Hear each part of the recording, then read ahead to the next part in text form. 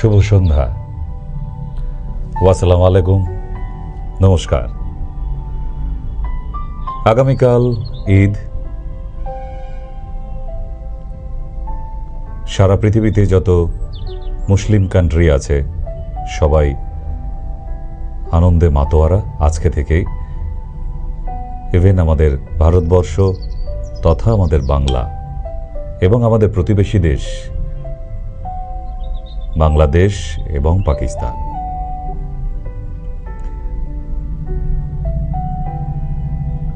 বাংলায় যারা আমার ইসলাম বন্ধুরা আছেন তাদের সবাইকে ঈদ মুবারক। ভীষণ আনন্দ করুন ঈদের দিনে, সুস্থ থাকুন, ভালো থাকুন। বেশ কিছু ইয়াং ছেলেরা বাইক রাইডস করে ঈদের দিনে, নতুন তারা গাড়ি কিনে আনন্দ করুন, কিন্তু কোনো দুর্ঘটনা যেন না ঘটে যায়। আনন্দের দিন যেন কোনো শোকাচ্ছন্ন দিন হয়ে নেমে না আসে। তাই ইসলাম বন্ধুদের ঈদ মোবারক।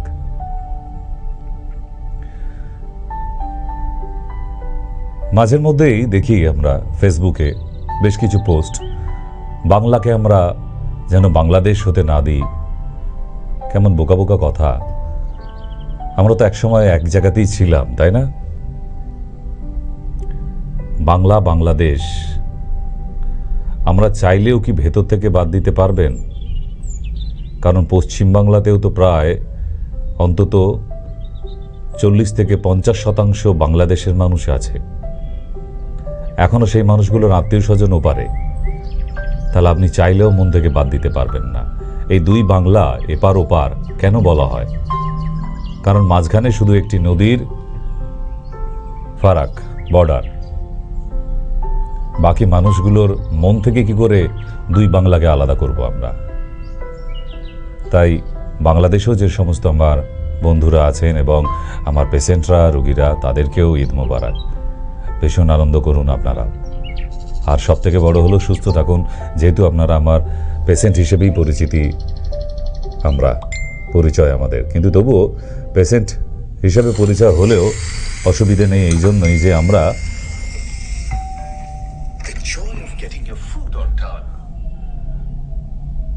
সবার আগে সুস্থ থাকাটা বড় জরুরি। সেই জন্য আমরা আগামীকাল ঈদের শুভকামনা জানিয়ে আজকের অনুষ্ঠান শুরু করি। কারণ এপার বাংলা হোক আর ওপার বাংলাই হোক, মানুষকে ভালো থাকতে হবে, সুস্থ থাকতে হবে। যে দিনকাল দিনের পর দিন আমরা যেভাবে অসুখে জর্জরিত হয়ে যাচ্ছি, প্রতিটা মানুষ, প্রতিটি পরিবার, একটা পরিবারেও কেউ সুস্থ নেই, সেটা এপার বাংলায় হোক আর ওপার বাংলায় হোক। সেই মানুষগুলোকে সুস্থ থাকার জন্য একটু অনুপ্রেরণা দেওয়া। আজকে ফার্স্ট কলার। হ্যাঁ, নমস্কার, বলুন। হ্যাঁ, বলুন। আমার না একটা ছোট টিউমার উঠেছে, মানে বাচ্চার ঘরে। আমি হাওড়া জেলা ময়না যাওয়ার বাচ্চার ঘরে ছোট টিউমার উঠেছে। আমার না রক্ত কমে গিয়েছিল। এবার গায়ে আগে এরকম মানে বন্ধ শরীর খারাপটা না বন্ধ করতে, গায়ে রক্ত দেবার গায়ে রক্ত দিলে রক্ত দেওয়ার পর থেকে না আর শরীর খারাপটা বন্ধ হয়নি একদম। এই 2 বছরকাল বন্ধ হয়। ওটা মায়োমেট্রিয়াম টিউমার আছে মা, ওটা আল্ট্রাসোনোগ্রাফিটা দরকার আছে। আল্ট্রাসোনোগ্রাফি না হলে এটা চিকিৎসা করা সম্ভব হয়ে উঠবে না। হ্যাঁ, ওই রিপোর্টটা লাগবে। ওই রিপোর্টটা নিয়ে আপনি যোগাযোগ করতে পারেন। আদারওয়াইজ বারাসাত শিশির কুঞ্জ, বারাসাতে, যেখানে আসে আমাদের বহু বছরের পুরনো, অথবা দমদমে।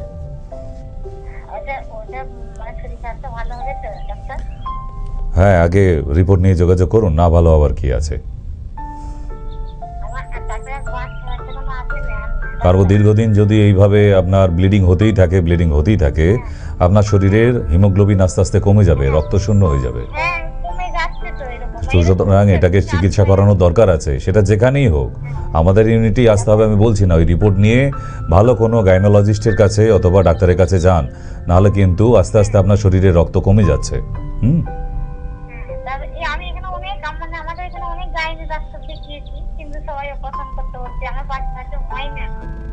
ও না, বাচ্চা যেহেতু হয়নি তাহলে তো এই রিস্ক নেওয়া যাবে না, কারণ ইউটেরাস কেটে বাদ দিয়ে দিতে পারে। তো সুতরাং বেবি আগে হয়ে যাক, তারপরে এটা চিকিৎসা করাতে পারেন, কোনো অসুবিধে নেই। ঠিক আছে, ভালো ডাক্তার দেখালেই হবে। আপনি রিপোর্টটা নিয়ে যোগাযোগ করবেন, তাহলেই হবে। হ্যাঁ, নমস্কার, বলুন। হ্যালো, হ্যাঁ বলুন।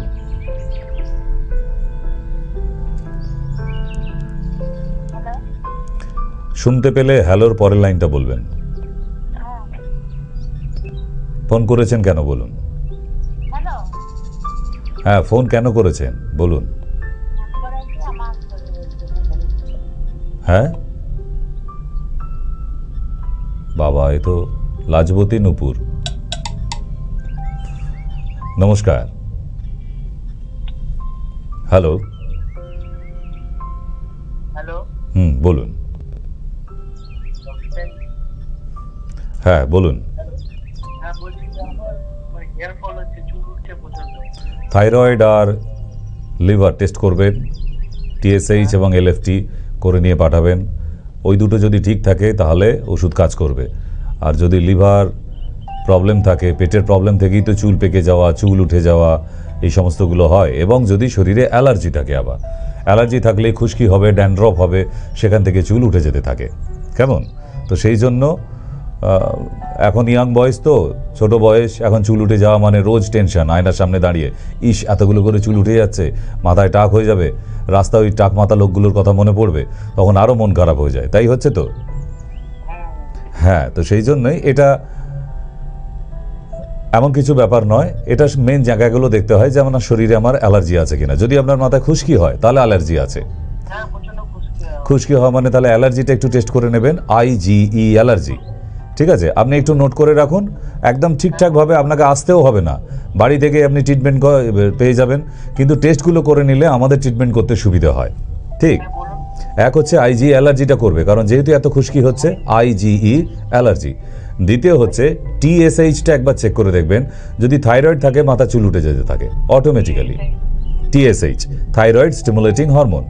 আর 3 নম্বর হচ্ছে LFT লিভার ফাংশন টেস্ট। এই 3টে টেস্ট করে নিয়ে আমাকে একটু হোয়াটসঅ্যাপ করবেন। হ্যাঁ, IgE, ঠিক আছে। এই 3টে টেস্ট করে নিয়ে আমাকে হোয়াটসঅ্যাপ করবেন, আমি ওষুধ পাঠিয়ে দেবো, চিন্তা করতে হবে। হ্যাঁ হ্যাঁ, ঠিক আছে, ওকে। তো সুতরাং আমরা অনেক সময় বিচলিত হয়ে যায়, মাথা চুল উঠে যাচ্ছে। সত্যিই তাই, সেটা ছেলে হোক অথবা মেয়েই হোক, দুই পক্ষেরই মাথায় চুল উঠে যাওয়া মানে মস্তিষ্ক ঠিক থাকে না। এ বাবা, এখনও বিয়েটা হয়নি, কি হবে, শাশুড়ি তো ঘরেই তুলবে না, 25 লাখ টাকা চাইবো কীভাবে, ইত্যাদি ইত্যাদি। তো সেই ক্ষেত্রে বলি যে চুল উঠে যাওয়াটা বড় কথা নয়, চুল উঠে যাওয়ার কারণটা খুঁজতে হবে, কেন উঠে যাচ্ছে। বাজারে বেশ কিছু প্রচুর কসমেটিক্স বিক্রি হচ্ছে। এই কসমেটিক্স নিয়ে মাখামাখি করলেই কি আপনার মাথার খুশকি চলে যাবে? না, মাথার যে খুশকি, রুশি যেগুলো পড়ে, ওগুলো কি ব্লিস্টার, স্কাল্পের ব্লিস্টার। মিনস আপনার শরীরে অ্যালার্জি থাকলে যদি কোনো এক্সিমা, চুলকানি ইত্যাদি হয়, আপনি চুলকাবার পর দেখবেন সাদা সাদা গুঁড়ো গুঁড়ো মতো বেরোচ্ছে, আপনার স্কিন থেকেও বেরোয়, শীতকালে হয় না? তাহলে ঠিক তেমনই অ্যালার্জি থাকার ফলে আপনার স্কাল্পে ওই অ্যালার্জির ব্লিস্টারগুলো আস্তে আস্তে দেখবেন নখের সাথে উঠে থাকে, চিরুনি দিলে উড়ে উড়ে পড়তে থাকে, সাদা সাদা গুঁড়ো গুঁড়ো রুশি যেগুলোকে বলি আমরা। তো এগুলো ব্লিস্টার স্কাল্পের। তো এই জায়গাগুলো আমাদের যদি ঠিকঠাক করে নিই, অ্যালার্জির কারণে আমরা খুশকির কারণে চুল উঠে যাচ্ছে। আবার যারা বাইক চালায়, হেলমেট পরার পর প্রচণ্ড ঘাম হয়, তাদের মাথায় যদি খুশকি থাকে, একদম 1 বছরের মধ্যে চুল উঠে গিয়ে পুরো টাক মাথা হয়ে যায়, যারা বাইক চালায় হেলমেট পরে। ঠিক, সুতি রুমাল মাথায় না দিয়ে যারা হেলমেট পরে নেয়, কারণ যাদের মাথায় খুশকি আছে অথবা প্রচণ্ড ঘাম দেয় মাথা থেকে, তাদেরকে বলবো যে মাথায় একটা সুতির রুমাল বেঁধে নিয়ে তারপর হেলমেটটা পরুন।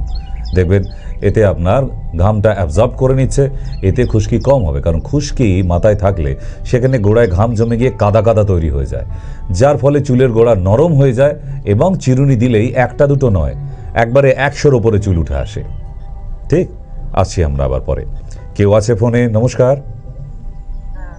বলুন। আমি একজন আপনার পুরনো পেশেন্ট। হ্যাঁ মা, বলুন। আপনাকে একটা কথা বলার ছিল। হ্যাঁ মা, বলুন।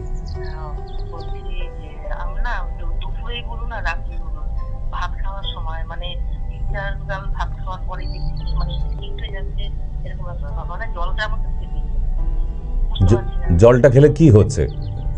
মানে মানে 3-4 কামড় ভাতটা খাচ্ছি তো, তারপরে এবার মানে এমন হয়ে যাচ্ছে সেটা যেন মানে পুরো মুখ বন্ধ হয়ে আছে। জলটা খেলে পরে না আমার বহুদিন থেকে করে হচ্ছে, সেটা বুঝতে পারছি না। আপনার পটি ক্লিয়ার হয়? হ্যাঁ, কখনো হয় কখনো হয়। এইটাই সমস্যা হচ্ছে, পটিটা ক্লিয়ার করতে হবে আপনাকে। সিম্পল একটা জিনিস বলি, আপনার বাড়ির কাছেই পাওয়া যাবে, যেটা ত্রিফলা পাউডার। ভালো কোম্পানি ত্রিফলা পাউডার নিন। পাউডারে, কারণ আমাদের কাছে পাউডারটা নেই এই মুহূর্তে, জুস আছে, তাই আপনাকে বাইরে থেকে কিনে নিতে বললাম। আপনার বাড়ির কাছে যে কোনো দোকান থেকে নেবেন। 1 চামচ ত্রিফলা পাউডার রাত্রেবেলা 1 কাপ উষ্ণ গরম জলের সাথে খেয়ে শোবেন। আর 1 চামচ ত্রিফলা পাউডার সকালবেলা ঘুম থেকে উঠে খালি পেটে ঠান্ডা জলের সাথে খাবেন। ঠিক আছে? আপনি দেখবেন আপনার সমস্যা একদম সমাধান হয়ে গেছে। ঠিক আছে? হ্যাঁ, একটা কথা, হ্যাঁ হ্যাঁ একটা কথা বলি। হুম। আমি কালকে আপনার বিধানসভার প্রোগ্রামটা দেখছিলাম। হ্যাঁ, হুম। রাত্রিবেলা 8টার পরে আপনার হুম। আপনার বিধানসভার প্রোগ্রামটা না আমার ভীষণ ভালো লেগেছে। মানে আমার এতটা কষ্ট লাগছিল দেখে, মানে এরকম মানুষদের নিয়ে আপনি আছেন, সত্যি আপনার ভগবান মঙ্গল করবে। আপনার অনেক আশীর্বাদ আছে ভগবানের। আপনাদের আশীর্বাদে মা, আমার ইহকাল পরকাল বলতে কেউ নেই আর। ওই বাচ্চাগুলোই আমার ভবিষ্যৎ, ওদের জন্যই দিনে 18 ঘন্টা 20 ঘন্টা কাজ করি। কাজ ছাড়া কোনো কাজও নেই। ফ্যামিলিতে আমার কিছু নেই, আমার বাড়িতে যাওয়া মানে একা, ওই বাচ্চাগুলোই সব। তো আর আপনারা সারাদিন ধরে আপনাদের সঙ্গে থাকি, তারপর ওই বাচ্চাদের জন্য চিন্তা করতে হয়। কিন্তু এতে অনেক মানসিক শান্তি পাই মা। আপনি যদি কোনো একদিন যদি আপনি আসেন সকালবেলার দিকে এলে এই বাচ্চাদের সঙ্গে থাকলে আপনার মনটা জুড়িয়ে যাবে। ওই বাচ্চাগুলোর কেউ নেই দুনিয়ায়, কেউ নেই।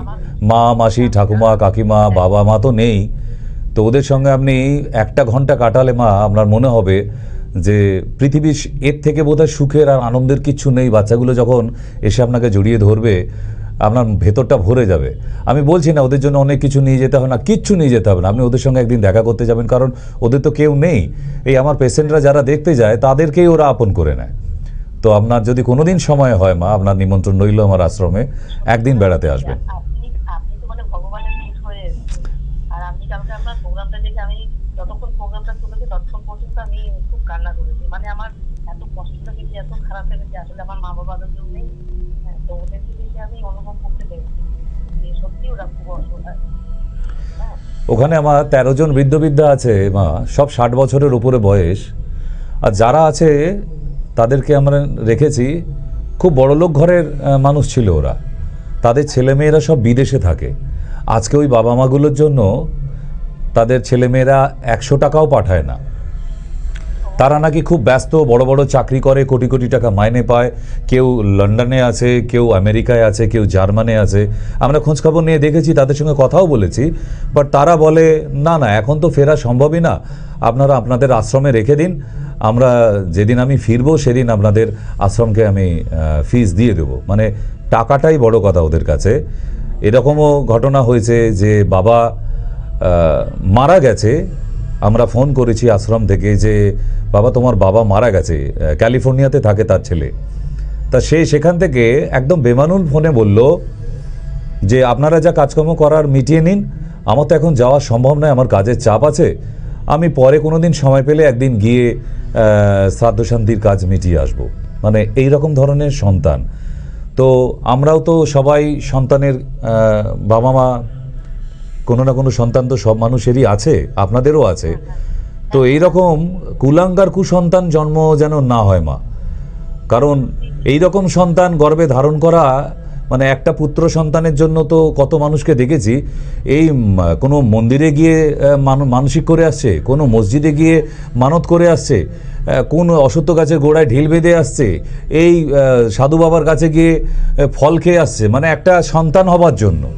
আর যখন এখানে দেখি যে ওই সন্তান কুসন্তান কুলাঙ্গারগুলো এই বাবা মাগুলোকে মারা যাবার পর নিজের বাবাকে দেখতে আসার সময় হয় না, তো তখন মনে হয় যে এমন সন্তান বোধহয় না হলেও ভালো। অনেকে নিঃসন্তান আছে, আমি তো বলবো তাদের হয়তো ক্ষণিকের জন্য কষ্ট হচ্ছে, কিন্তু বলবো অনেক ভালো আছেন, কারণ এই সন্তান বড় হয়ে যাওয়ার পর সন্তান ওই 5 থেকে 10 বছর থাকা অবধি মানে আপনার সন্তান যতক্ষণ বুকে জড়াতে পাচ্ছেন, তারপরেই তো আস্তে আস্তে বড় হয় এই সন্তানদের ডানা গজায়, আর ডানা গজে যাওয়ার পরেই তারা আর নিজেদের সন্তান থাকে না, তখন শাশুড়ি মায়ের সন্তান হয়ে যায়। তো এই কষ্টটা নিতে পারা যায় না। এটা যে কি যন্ত্রণা যে একটা বাচ্চাকে তিলে তিলে মানুষ করা, একটু পড়ে গেলে বুকে যন্ত্রণা হয়, 3 রাতের ঘুমোতে পারি না, আহা ছেলেটা অত জোর পড়ে গেছে, রক্ত বেরিয়ে গেছে, আর সেই সন্তানকে তুলোয় মানুষ করে আজকে বড় হওয়ার পর সে চিনতে পারে না, সে বলে শাশুড়ি শ্বশুর মশাই আমার সব, তারাই আমার স্মার্ট বাবা মা। তো তখন মনে হয় যে এর থেকে নিঃসন্তান থাকলে বোধহয় ভালো হতো। তো যাই হোক, আপনাকে, হ্যাঁ ঠিক তাই মা। তো একদিন আসবেন, আপনার নিমন্ত্রণ রইল দিদি ভাই, আপনি যে এত মন দিয়ে অনুষ্ঠানটা দেখেছেন, ধন্যবাদ। আমি যাব, তবে আমার খুব ইচ্ছে, আমি মানে একদিন বেড়াতে আসুন না, আমাদের চেম্বারে যারা আসে তারা যে শুধু আমাকে দেখাতেই আসে তা নয়, এমন প্রচুর মানুষ আছে শুধু এমনি দেখা করতে আসে, গল্প করতে আসে, এটাও তো ভালো লাগে। আমি আপনার থেকে অ্যাড্রেসটা নিয়ে তারপরে যাব। নিশ্চয়ই মা, নিশ্চয়ই। সত্যি কথা বলতে আপনার কথাবার্তা ব্যবহার আমার ভীষণ ভালো লেগেছে, ভীষণ। আমি তো গিয়েছি আমার মানে আপনার পুরোনো পেশেন্ট, আমি দমদমেও দেখিয়েছি, আবার ইয়েতে হৃদয়পুরেও দেখি। আচ্ছা, তবে আরেকটা স্যার, আরেকটা কথা বলার আছে, বলছি আপনার প্রোগ্রামটা না পুরোপুরি যেন একদম দেখানো হয়, মাঝে মধ্যে বেশি বন্ধ হয়ে যাচ্ছে, ওই জায়গাটা আমার খুব খারাপ লাগে। আচ্ছা নিশ্চয়ই। মানে আমি টিভিতে কি যখনই টিভি চালাচ্ছি আপনার চ্যানেলটা থেকেই আমি ধরে পুরো প্রোগ্রামটাকে আমি দেখি, আমার ভীষণ ভালো লাগে আপনার এই প্রোগ্রামটা। ঠিক আছে, ঠিক আছে। একটা কষ্ট লাগছে কি, আমি যদি আরো বেশ কিছু বছর আগে জানতে পারতাম আপনি এই চ্যানেলে বসেন, তাহলে হয়তো আজকে আমার মা বাবা মানে বেঁচে থাকতেন। হয়তো দুর্ভাগ্য আমাদের যে তাদের শেষ সময়টা আমরা কিছু করে উঠতে পারি। আপনি দমদমে যেখানে বসেন ওখানেই আমার মায়ের মানে গল ব্লাডার অপারেশন হয়েছে। আচ্ছা, গ্রাউন্ড ফ্লোরে। আচ্ছা, গ্রাউন্ডে। আমি তখনও গ্রাউন্ড মানে একতলাতে, তো মানে আমি যদি জানতে পারতাম যে আপনি ওখানে আছেন, তবে হয়তো আমি আপনার কাছে প্রথমে যেতাম দেখার জন্য। তবে আমি মানে মা বাবাকে হারিয়ে আমি ভীষণ অসহায়, যার জন্য আমি একটু বুঝতে পারি যে একটা মানুষ অসহায় হলে মানে তার পরিণতি কি হতে পারে। তাই বলছি আমি আপনার সময় রওনা সময় যেতে চাই, তবে আমি যাবার আগে আপনার থেকে অ্যাড্রেসটা নিয়ে নেবো, ঠিক আছে স্যার? আচ্ছা আচ্ছা, ভালো থাকবেন। হ্যাঁ, নমস্কার। হ্যালো, হ্যাঁ বলুন। আমি ওই যে কালকে গেছিলাম, যে আমার কাকার সঙ্গে গেছিলাম দমদম দিকে বারাসাতে। আচ্ছা, হ্যাঁ, ওই যে টঙ্গী থেকে গেছিলাম, যে কাকা আমাকে ধরে নিয়ে গেছিলেন। হ্যাঁ হ্যাঁ হ্যাঁ। আমাকে 10 বাজে ওষুধগুলো খাবার খাবে, আমি এই যে পরপর টাকাটা থেকে পর থেকে শুরু করবো, মানে 10 বার আমি খাবার কতক্ষণ ছাড়া খাবার দিচ্ছি, ঘন্টায় ঘন্টায় করে, তাহলে তো আমার অল্প করে করে অল্প করে করে রাত পর্যন্ত হয়ে যাবে। তোমার 10 বার খেতে হবে, মানে না 10 রকমের ওষুধ আছে, 10 বার। হ্যাঁ, তো সকাল থেকে সকাল 7টায় একটা, 8টায় একটা, এইভাবে ভাগ করে নেবেন, তাহলে কি অসুবিধা হবে না। কারণ একসঙ্গে সব খেয়ে নিলে ওই খিচুড়ি হয়ে যাবার মতো হবে। তাকে একটু করে গ্যাপ দিয়ে দিয়ে রাখলে তাহলে আলাদা আলাদা ওষুধগুলো, আলাদা আলাদা কাজগুলো বুঝতে পারবেন। হ্যাঁ, একদম রাত পর্যন্ত খাবো, তাই তো? হুম হুম হুম, ঠিক আছে, ওকে। হ্যাঁ হ্যাঁ নিশ্চয়ই, এতে কোনো বাধা নিষেধ নেই। ওকে, আমাকে তাহলে আবার 1 মাস পরে যেতে হবে? 1 মাস পরে। হ্যাঁ, নমস্কার, বলুন। হ্যাঁ ডাক্তারবাবু, বলুন।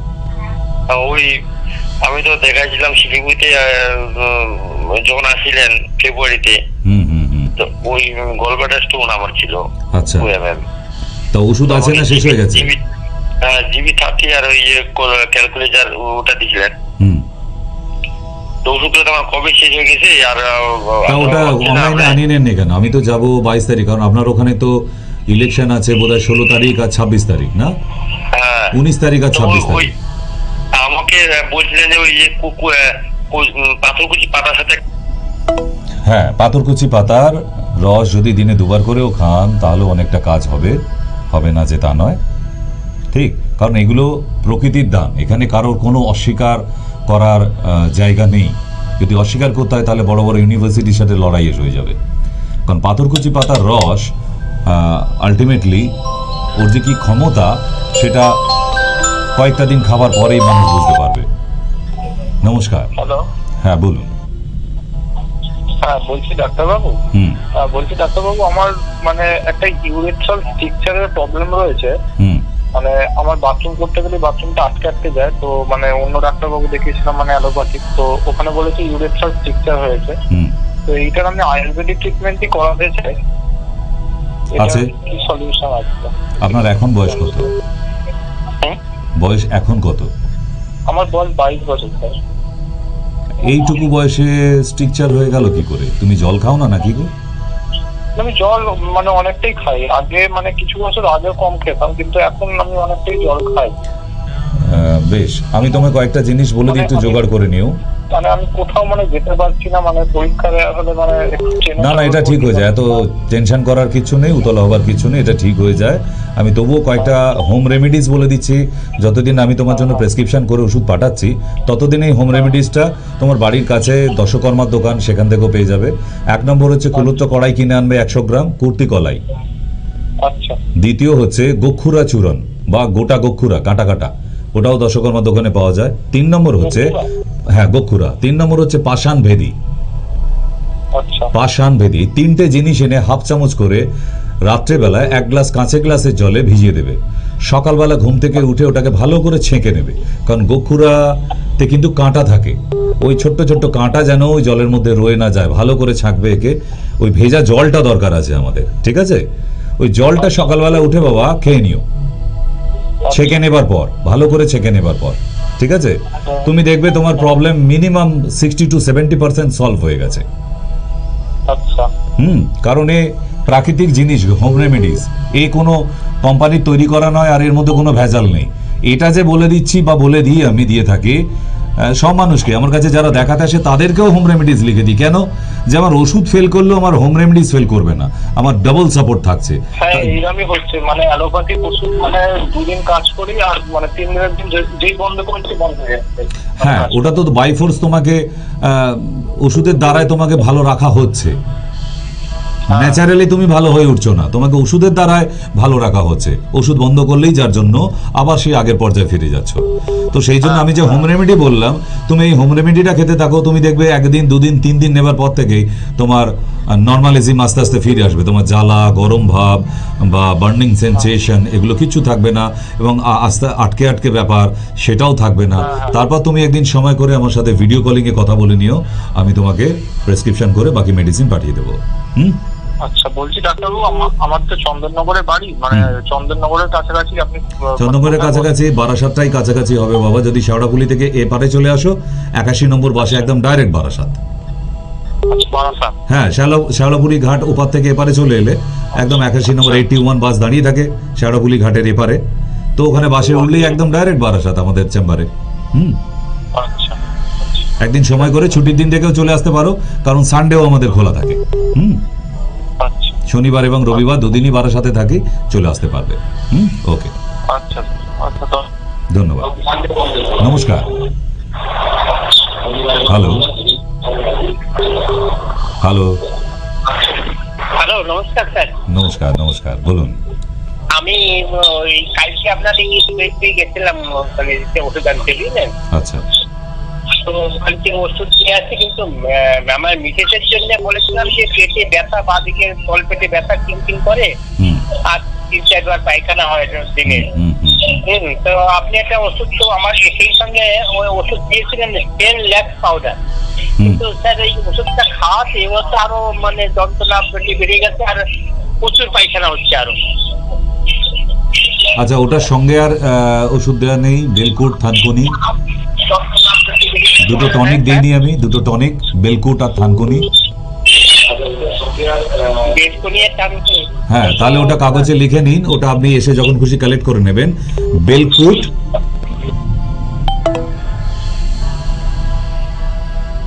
আর থানকুনি 3 চামচ করে দিনে 2 বার, দুপুরে খাবার পর। আর দুধ আর শাক একদম বন্ধ করে দিন। নমস্কার। হ্যালো, হ্যালো, নমস্কার ডাক্তারবাবু। আমার একটু প্রবলেম আছে। হ্যাঁ বলুন। প্রবলেমটা হচ্ছে কি, ওই বারে ইউরিন আসে, আর মানে পেটে একটু ঝাঁকুনি পড়লে ইউরিন বেরোয়, পরিষ্কার হয় না, বারে যেতে হয়। বয়স কত এখন? একটা করে হয়। বয়স কত এখন? আমার বয়স 49 প্লাস। মাত্র? এখানে আমার থাইরয়েড আছে, কিন্তু পেটের ছবি তুলেছিলাম, কিছু সেরকম পাওয়া যায়নি। না, এটা পেটের ছবিতে পাওয়া যাবে না তো। আপনার কি বাচ্চা যখন হয়েছিল সব নর্মাল ডেলিভারি ছিল? হ্যাঁ, আমার নর্মাল ডেলিভারি। এই জন্যই কারণটা হচ্ছে, এটা পেটের ছবি তুললে হবে না। এটা ওই নর্মাল ডেলিভারির কারণে একটু বয়স বাড়ার সাথে সাথে এই প্রবলেমটা দেখা যায়। শুধু আপনার না, সব মহিলাদেরই এটা হয় যাদের যাদের নর্মাল ডেলিভারি হয়েছে। আমার মাসিকটা 12-14 বছর আগে উঠে গেছে। আচ্ছা, আপনাকে একটা ছোট্ট জিনিস বলে দিই। আপনি কোনো দশকর্মার দোকানে গিয়ে বা কোনো ওষুধের দোকান থেকে জাম বীজের চূর্ণ কিনে আনবেন। জাম বীজ চূর্ণ, জামের বীজের চূর্ণ পাওয়া যায় কৌটো করে। তো সেই একটা কন্টেনার কিনে আনবেন। 1 চামচ করে জাম বীজ চূর্ণ 1 কাপ জলে ভেজাবেন রাত্রেবেলা, আর সকালবেলা ভালো করে জলের মধ্যে গুলিয়ে নিয়ে ওটা খালি পেটে খেয়ে নেবেন, জল শুদ্ধ একদম। ঠিক আছে? তাহলে দেখবেন আপনার আস্তে আস্তে আবার ইউরিন কন্ট্রোলে আসছে। মোটামুটি 15-20 দিন খান। ঠিক আছে? ওকে, নমস্কার। হ্যালো, হ্যালো,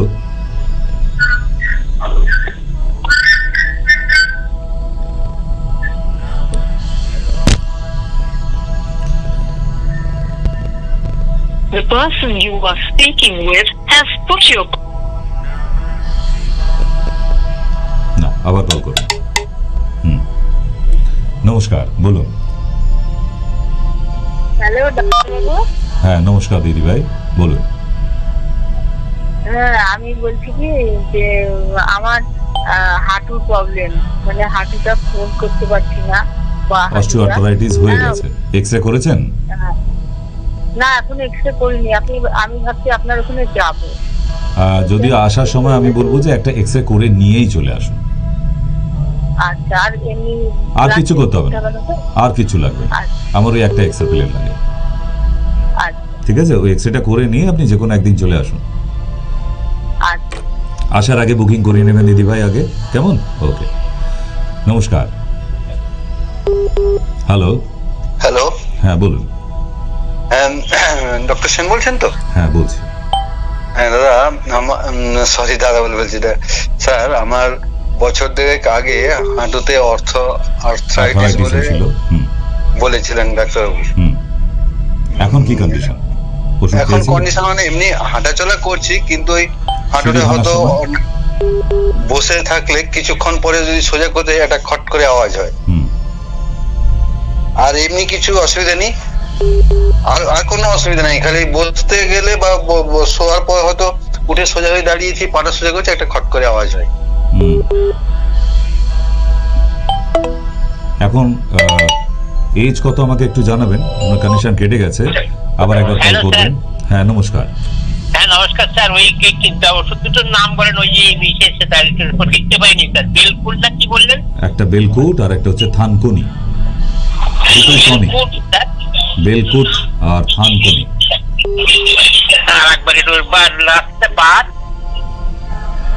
আগে মুখে উচ্চারণ করুন, তারপর লিখবেন। বলুন বেলকুট, বেলকুট আর একটা থানকুনি। উচ্চারণ করুন। থানকুনি।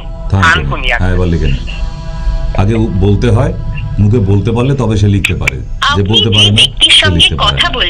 হ্যাঁ, তিনি আপনার কলটি হোল্ডে রেখেছেন। হ্যাঁ, ইনি প্রধানমন্ত্রী করে লাইনটি ধরে থাকুন। মাঝে মধ্যে মন্ত্রীদেরও ফোন এসে যায় এখানে। বিরাট ব্যস্ত। টিভি চ্যানেলে ফোন করে উনি আবার ব্যস্ত। নমস্কার, বলুন। হ্যালো। হ্যাঁ বলুন। একটু কথা বলতে চাই। হ্যাঁ, কথাই বলুন। হ্যালো। হ্যাঁ হ্যাঁ বলছি, আমি নবদ্বীপ থেকে বলছি। একটু কথা বলতে চাই। বলছি আমি বারাসাতে যেতে চাই, তবে কিভাবে যাব? ট্রেনেও আসতে পারেন, বাসেও আসতে পারেন। তার জন্য নিচের ওই দুটি নাম্বারে কল করুন। আচ্ছা, তবে আপনি কিবারে বসছেন সব বলে দেবে। নিচের নাম্বারে কল করে নিন, ওটা হেল্পলাইন নাম্বার, ওখানে বুকিং করিয়ে দেবে, আপনাকে পথ নির্দেশও বলে দেবে। যারা ঠিকানা জানতে চাইছেন তাহলে হেল্পলাইনে কল করুন, কারণ আসলেই হবে না, আসার আগে বুকিং করে নিতে হবে। তাই নিচে যে দুটি নাম্বার দেওয়া আছে ওই নাম্বারে কল করে নিন প্লিজ। নমস্কার, বলুন। হ্যালো স্যার, হ্যাঁ। আমি সোদপুর থেকে বলছি স্যার, আমার পায়ের নিচে না গুফো হয় না, ওই শক্ত হয়ে, মানে প্রথমে দু পায়ে একটা ছিল, এখন দুটো তিনটে করে হয়েছে, আর খুব শক্ত জায়গাগুলো, আর আমি হাঁটতেও পারি না, খালি পায়ে হাঁটতে গেলে খুব ব্যথা লাগে, মানে নরম জুতো পরতে হয়, আর খালি পায়ে তো হাঁটতেই পারি না। মানে এখন আগে একটা ছিল, এখন দুটো তিনটে জায়গায় হয়েছে, আঙুলের নিচে, পায়ের এই দুদিকে শক্ত যে কড়া, যেগুলো গুফো যেগুলো এরকম হয়ে রয়েছে স্যার, কি করা যায় একটু বলবেন? 1 চামচ নারকেল তেলের মধ্যে 1 চিমটি গন্ধক দিয়ে মোমবাতির আগুনে ভালো করে গরম করবেন। যতক্ষণে হলুদ রঙের গন্ধকটা রেড কালার হয়ে যাচ্ছে ততক্ষণ গরম করতে হয়। রেড কালার হয়ে গেলে নারকেল তেলের সঙ্গে ভালো করে ওটাকে মিক্স করে নিয়ে রাত্রে শোবার সময় পায়ের চেটায় যেখানে যেখানে গুফো মানে কর্ন হয়েছে সেখানে সেখানে লাগাবেন। আচ্ছা। এবং বেশ কয়েকদিন দেখবেন ওর ভেতর থেকে সাদা ভাতের মতো একটা অংশ বেরিয়ে গেল, ব্যাস তাহলেই ওটা সুস্থ। যতক্ষণ ওটা বেরোচ্ছে ততক্ষণ এটা লাগাতে থাকবেন, প্রত্যেকদিনই লাগিয়ে যাব, প্রতিদিনই রাতে শোবার সময় লাগাবেন এটা। আর 1 চামচ নারকেল তেল নেব, ওই যে 1 চামচ নারকেল তেল, আর তার সাথে যেটা শীতকালে জমে যায় সেই নারকেল তেল নিলেই হবে, তার সাথে গন্ধক 1 চিমটি গন্ধক। আচ্ছা, ওটা গরম করে যতক্ষণ না হলুদ রং আসছে ততক্ষণ না, যতক্ষণ লাল রং আছে, গন্ধকটা এমনিতেই হলুদ রং, ওটা গরম হতে হতে রেড কালার হয়ে যায়। আচ্ছা ওকে, নমস্কার, বলুন। ডাক্তারবাবু আমি লাইনটা কেটে গেল, যে ওই আমার এই হাঁটু ব্যথা জাস্ট একটু আগে বলছিলাম, ওইটা কি করে? এক্সরে করা আছে তো? হ্যাঁ, এক্সরে করা আছে। কোথায় থাকেন আপনি, কত দূরে? আমি বেলুড়ে থাকি। বেলুড়ে থাকে, তাহলে তো কাছাকাছি আছে। আপনি যে কোনো একটা ছুটির দিনে চলে আসুন না, শুধু এক্সরে প্লেটটা সঙ্গে নেবেন, আর কিছু লাগবে না। বেলুড়ে কোথায় চেম্বার আপনার? বেলুড়ে নয়, বারাসাতে। বেলুড় থেকে ডাইরেক্ট বাস আছে বারাসাত আসার, চলে আসুন। একটা দিন চলে আসুন, শনি রবি দুদিনই আছে আমাদের, আপনার ছুটির দিন নিশ্চয়ই দুটোর মধ্যে একটা দিন, একদিন চলে আসুন। না হলে এটা যত বয়স বাড়বে আস্তে আস্তে কিন্তু হাঁটুর উপর জোর দিতে পারবেন না, কারণ এখন ইয়াং বয়স আছে, এখন লড়াইটা করে নিতে পারছেন, এরপর আর পেরে উঠবেন না। দেখবেন হাঁটু বেঁকতে বেঁকতে একদম ফার্স্ট ব্র্যাকেটের মতো হয়ে যাচ্ছে, রাস্তায় এরকম অনেককে দেখেন আপনি, তো সেই দৃশ্য যেন না হয়ে যায়, ভালো রাখা যায়। নমস্কার। হ্যালো। নমস্কার। নমস্কার, বলছি এডুকেশন কথা বলতে চাই। বলছি আমি, বলুন। এত ঢোক গিলছেন কেন? হ্যালো। বলছি স্যার, হাতে এবার খাউট ধরে যায়, যতক্ষণ ক্যালসিয়াম ট্যাবলেট খাওয়া হয় ততক্ষণই ভালো থাকা হয়, তারপরে কি খেয়ে ভালো থাকেন? ক্যালসিয়াম? আয়ুর্বেদিক ক্যালসিয়াম ট্যাবলেট খাওয়া হয়, যতক্ষণ খাওয়া হয় বেশ ভালো থাকা হয়, তারপরে ছেড়ে দিলেই হাতে আবার খাউট ধরে যায়, আঁকা তুলতে পারা যায়নি। তাহলে তার জন্য থেরাপির দরকার আছে, পঞ্চকর্মা থেরাপি, কারণ হাতের মধ্যে ব্লাড সার্কুলেশন হচ্ছে না, কারণ এটা ওই ওষুধের দ্বারা যতক্ষণ খাবেন ততক্ষণ কাজ, তার মানে ওই ততক্ষণই ব্লাড সার্কুলেশন হচ্ছে, তারপর আর হচ্ছে না। তো এটা পঞ্চকর্মা থেরাপির মাধ্যমে যদি 2-3টে থেরাপি নিয়ে নেন, ও দেখবেন আপনার নর্মাল হয়ে গেছে। আপনি যোগাযোগ করে দেখতে পারেন। এটার ওষুধ লাগবে না, ওষুধ লাগবে না, এটা পঞ্চকর্মা থেরাপিই লাগবে। আপনি একদিন যোগাযোগ করবেন। নমস্কার। হ্যাঁ, একটু বলুন। ওই আমাকে GB30 যে ওষুধটা দিয়েছিলেন, ওর ভিতরে একটা ওই সিলিকার জেল পাওয়া গেছিল, ওটা কি এর সাথে খাবো? ওটা কারোর সাথে না, ওটা এমনিই থাকে, ক্যাপসুল যাতে নষ্ট না হয়ে যায় তার জন্য ওটা দেয়া থাকে। ওটা যেন খেয়ে ফেলবেন না, ওটা খেয়ে ফেললে হসপিটালে ভর্তি করতে হবে। ওটা কি ফেলে দেবো? ওটা হ্যাঁ, ওটা ফেলে দেবেন। ওটা ক্যাপসুল যাতে ড্যাম্প না হয়ে যায়, নষ্ট না হয়ে যায়, তার জন্য ওটা প্রতিটা ক্যাপসুলের কন্টেনারই ওটা থাকে। আচ্ছা আচ্ছা। ঠিক আছে। আর ওই যে গলগলা স্টোনের জন্য পাতা কুচি পাতার সাথে খাইছে আমাকে পাউডার, স্টোন অফ, ওটা কি নাম? ওটা স্টোন অফ, স্টোন পাউডার। হ্যাঁ স্টোন পাউডার, স্টোন অফ বলবেন তাহলেই হবে, স্টোন অফ। আমার সঙ্গে দেখা হবে, কারণ আমাদের ডেট পড়েছে 22 তারিখ এবারে 22-তে, কারণ ইলেকশনের জন্য আবার পিছোতে হলো, কারণ ইলেকশন রয়ে যাচ্ছে মাঝখানে আমাদের, তাই যেতে হচ্ছে। তো 22 তারিখে আপনার সঙ্গে আমার দেখা হবে শিলিগুড়ি চেম্বারে। তেলের খাবার একদম খাবে না, যেরকম শিখিয়ে দিয়েছি। দুধের খাবার, সামুদ্রিক মাছ, এগুলো থেকে দূরে থাকবেন। না হলে তেল খাবার বেশি খেলে কিন্তু আবার স্টোন বাড়তে শুরু করে দেবে। নমস্কার। হ্যালো, হ্যাঁ বলুন। বলছি আমি, বলুন। বলছি আমার হচ্ছে পায়খানা হচ্ছে, মল দিয়ে রক্ত বেরাচ্ছে, আর আমাশা বেরাচ্ছে, সাদা আমাশা। আমাশা এবং পাইলসের দুটোরই ট্রিটমেন্ট করাবেন। কোনো পাইলসের ভালো ডাক্তারকে দেখান, অথবা পেটের অসুখ দেখে গ্যাস্ট্রেন্টোলজিস্ট, এরকম কোনো ভালো ডাক্তারকে দেখান যিনি আমাশাটাকেও বন্ধ করতে পারবে। তবে সকালবেলা উঠে এখন কাঁচা পেঁপে খান আপনি, কাঁচা পেঁপে, হ্যাঁ খোসা না ছাড়িয়ে, পেঁপের খোসাটা থাকবে সেই রকম একটা পেঁপে, ছোট্ট একটা টুকরো, 50 গ্রাম ওজনের ছোট্ট একটা টুকরো প্রতিদিন সকালে খাবেন।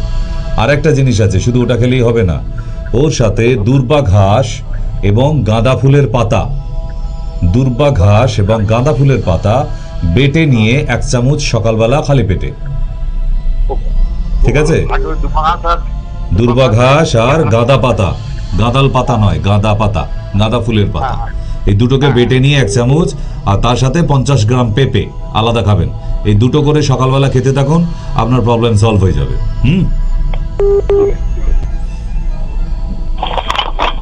নমস্কার, বলুন। হ্যাঁ পশ্চিম মেদিনীপুর থেকে বলছি। হ্যাঁ বলুন।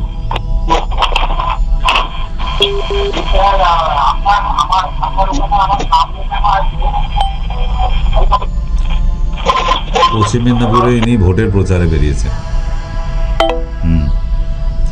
ভোটের প্রচার করছেন, ওটা তো রাস্তায়, বাড়ির ভেতরেও নিয়ে চলে এসছেন রাজনীতি। যাই হোক, আগামীকাল পশ্চিম মেদিনীপুর থেকে যেহেতু ফোন করলেন মনে পড়ে গেল আমারও। পশ্চিম মেদিনীপুরে আগামীকাল সকাল 10টা থেকে, আগামীকাল আছে ডেট, পশ্চিম মেদিনীপুর চন্দ্রকোনায় আগামীকাল সকাল 10টা থেকে বিকেল 3টে অবধি। তাই সকাল সকাল চলে আসবেন, এবং যারা এখনো নাম লেখাননি আজকে রাতের মধ্যেই নাম লিখে রাখুন। আগামীকাল সকাল 10টা থেকে বিকেল 3টে অবধি থাকছি আমি, কারণ ওটা আমার বহু পুরনো চেম্বার, 4 বছর হয়ে গেল ওখানে যাচ্ছি, নতুন নয়, 4 ইয়ার্স। তো সুতরাং জায়গা তো আপনারা জানেন, কালিকাপুর চন্দ্রকোনা কালিকাপুরে, ওখানে গিয়ে কাউকে জিজ্ঞাসা করবেন, পেয়ে যাবেন। নমস্কার, বলুন। হ্যালো, আমার বিচির ডান দিকে উপরের দিকটা বেশ কিছুদিন হলো খুব ব্যথা করছে, যদি একটু ওষুধ বলে দেন। ওতে গ্রিন বাম নামে আমাদের একটা মলম দেখায়, বোধহয় আপনি দেখেছেন ওই মলমটা।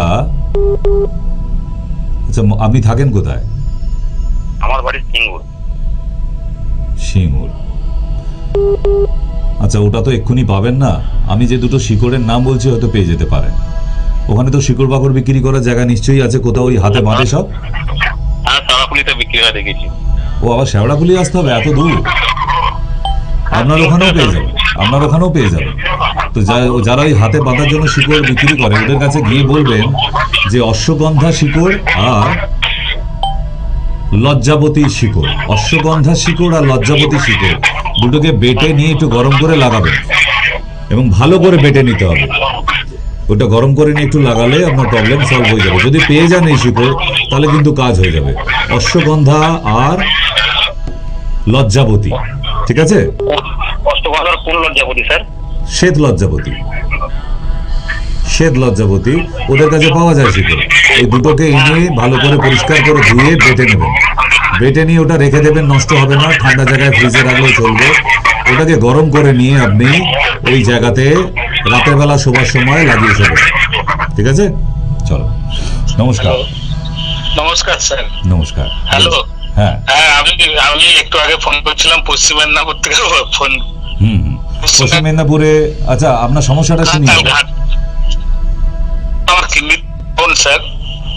কিডনির প্রবলেম? হ্যাঁ, কিডনির প্রবলেম। আমি পরশুদিন ফোন করে আমি আপনার ওই যে ফোন ধরে ওখানে আমি ফোন করে নামটা মনে হয় লেখানো আছে বারাসতে। আচ্ছা। হ্যাঁ, আমি প্রবলেমটা আমাকে বললো, উনি বল ডায়ালিসিস কি শুরু করে দিয়েছেন? আবার ফোনের মধ্যে কারা ঢুকে পড়েছে? আপনি ফোনের মধ্যে সব মিছিল চলে আসছে। আপনি এবার ফোন করে আমাকে জানান আপনার কি ডায়ালিসিস শুরু হয়েছে? নমস্কার। হ্যালো। হ্যাঁ হ্যালো, আমি আয়েশা বোস বলছি থেকে। হ্যাঁ, বাঁকুড়া? হ্যাঁ, বাঁকুড়া থেকে? না, বারুইপুর থেকে। আচ্ছা, বারুইপুর থেকে বলুন। আমি একটা কথা বলছি, একটু সময় নিচ্ছি, তুমি এক সেকেন্ড। আপনার এটা আমি খুবই দেখি, কিন্তু আমি একজন বৃদ্ধা মহিলা, বুঝলেন, এবং আমার সামর্থ্যহীন, এবং আমি কি বলে আমার অর্থনৈতিক সামর্থ্য, কিন্তু আপনি কতগুলো আমি মায়ের থেকে বসে আছি, বুঝলেন, আপনার এগুলো খুব ভালো লাগে বলে। আপনি কতগুলো মেডিকেল টিপস দিয়েছেন একবার আমাদের জন্য, আপনি একটু ওগুলো দিলে খুব ভালো হয় মাঝে মধ্যে আর কি। ওই হাত বন্ধ করে কোনো কাজ দেয়। আমি সবাইকে বলেছি, আমার তো স্মার্টফোন নেই, আমার হলো এই ফোন, মানে আমার ছোট ফোন, ওটা আমি কাউকে মুখে মুখে সবাইকে মায়ের কথা বলি, ঠিক আছে? আমাকে লোকে কিছু করলেও আমি বলি, আমি এটা দেখবি ইউটিউবে হয়, যাদের ইউটিউব আছে আর কি। কিছুদিন আগে আমি কতগুলো মেডিকেল টিপস দিয়েছি, মানে হাত বন্ধ করে করতে। তা আমার তো সামর্থ্য, আপনি বয়স্কদের জন্য এই কোনো কথা টিপস দিলে খুব ভালো। আমার সত্যি বলছি, ওষুধ কেনার সময় নেই, যা করে চলে আর কি। এই তো প্রথম, আজকেও তো অনুষ্ঠানে শুরু থেকেই তো শুধু টিপস দিয়েই যাচ্ছি, কারণ ঘরোয়া টোটকা মানেই মেডিসিন, মেডিসিনের থেকে বেশি কাজ করবে, ওতে তো কোনো ভেজাল নেই। আমি যে কানের পাশে বলেছিলেন না, ওই হাত দিয়ে কুচকুচে কাটছি, ওটা আমি উপকার পেয়েছি। ওই জন্যই আমি একটু বলতে, যদি আপনার আমাদের কথা মনে করে, যাদের অর্থহীন, যাদের সামর্থ্যহীন, যেতেও পারবো না কোথাও, ওষুধ কেনার সত্যি খালি প্রেশার ওষুধটা জোর করে কিনি। বেশ, তো আপনি অনুষ্ঠানে থাকবেন, আমি আমার যে কোনো অনুষ্ঠানে টক শো থাকলে তাতে ঘরোয়া টোটকা থাকে, কারণ একটা কথা, আমাদের এই অনুষ্ঠানটা লোকে দেখে কিন্তু এই ঘরোয়া টোটকাটা দিই বলে, আর সেই ঘরোয়া টোটকা দেয়া নয়, তারা ব্যবহার করে আবার রেজাল্টটাও পায় বলে। কারণ আমাদের যে ঘরোয়া টোটকা আয়ুর্বেদের দীর্ঘ বছর অভ্যাস করে করে মানুষকে দিয়ে দিয়ে একদম সেই জায়গাটা কনফার্ম হয়ে গেছে যে এই ঘরোয়া টোটকায় কাজ করবেই, 200% কাজ করবে। কারণ আমার মেডিসিন যদি কাজ না করে, আমি আপনার প্রশংসা করছি না, আমার সত্যি আমি ভগবান মনে করি যে টোটকাগুলো দিয়েছেন, আমি আমার মেয়েকেও বলি। এগুলো আমাদের পড়াশোনার মধ্যে পেয়েছি, এগুলো কলেজ থেকে শিখেছি। কিন্তু ওই যে আগের দিনে বলছিলাম যে শিক্ষা মানুষকে বিলোতে হয়, আমি কলেজ থেকে শিখে এসেছি বলে আমি আমার মধ্যেই রেখে দিলাম, ওতে কোনো লাভ নেই মা। আমি যদি আরো 10টা মানুষকে দিতে পারি তাহলে লাভ আছে।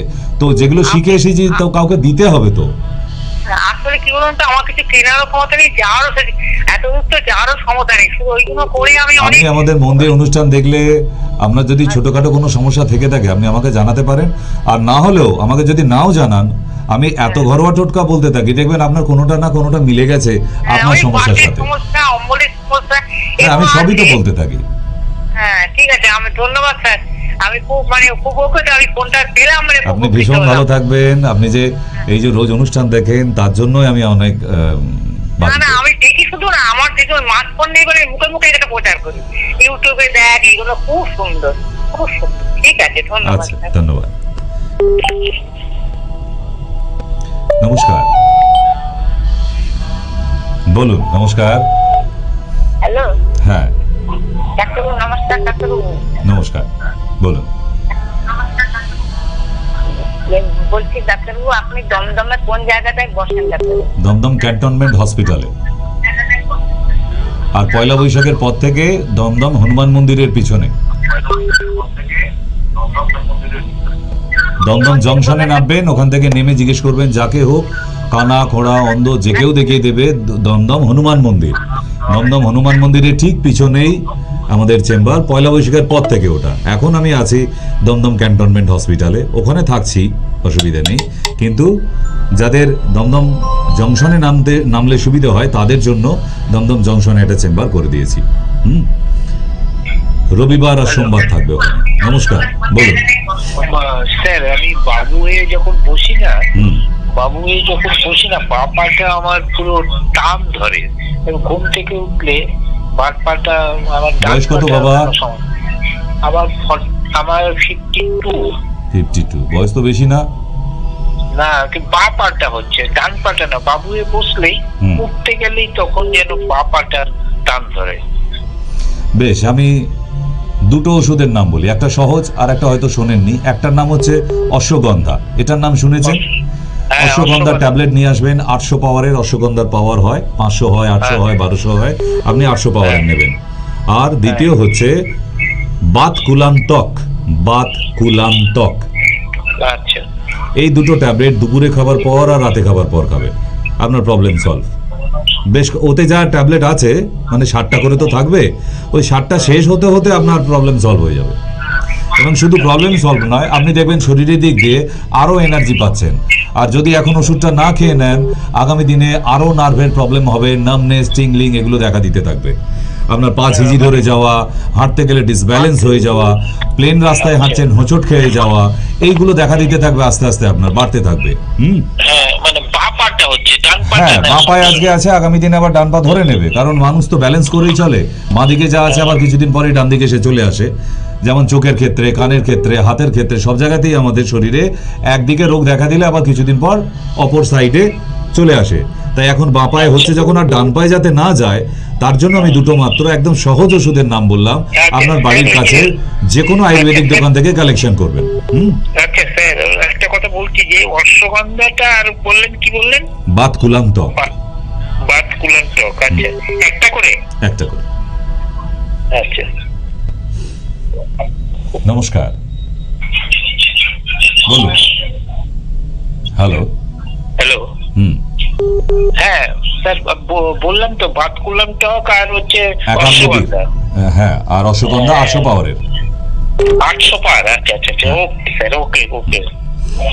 নমস্কার, বলুন। হ্যালো।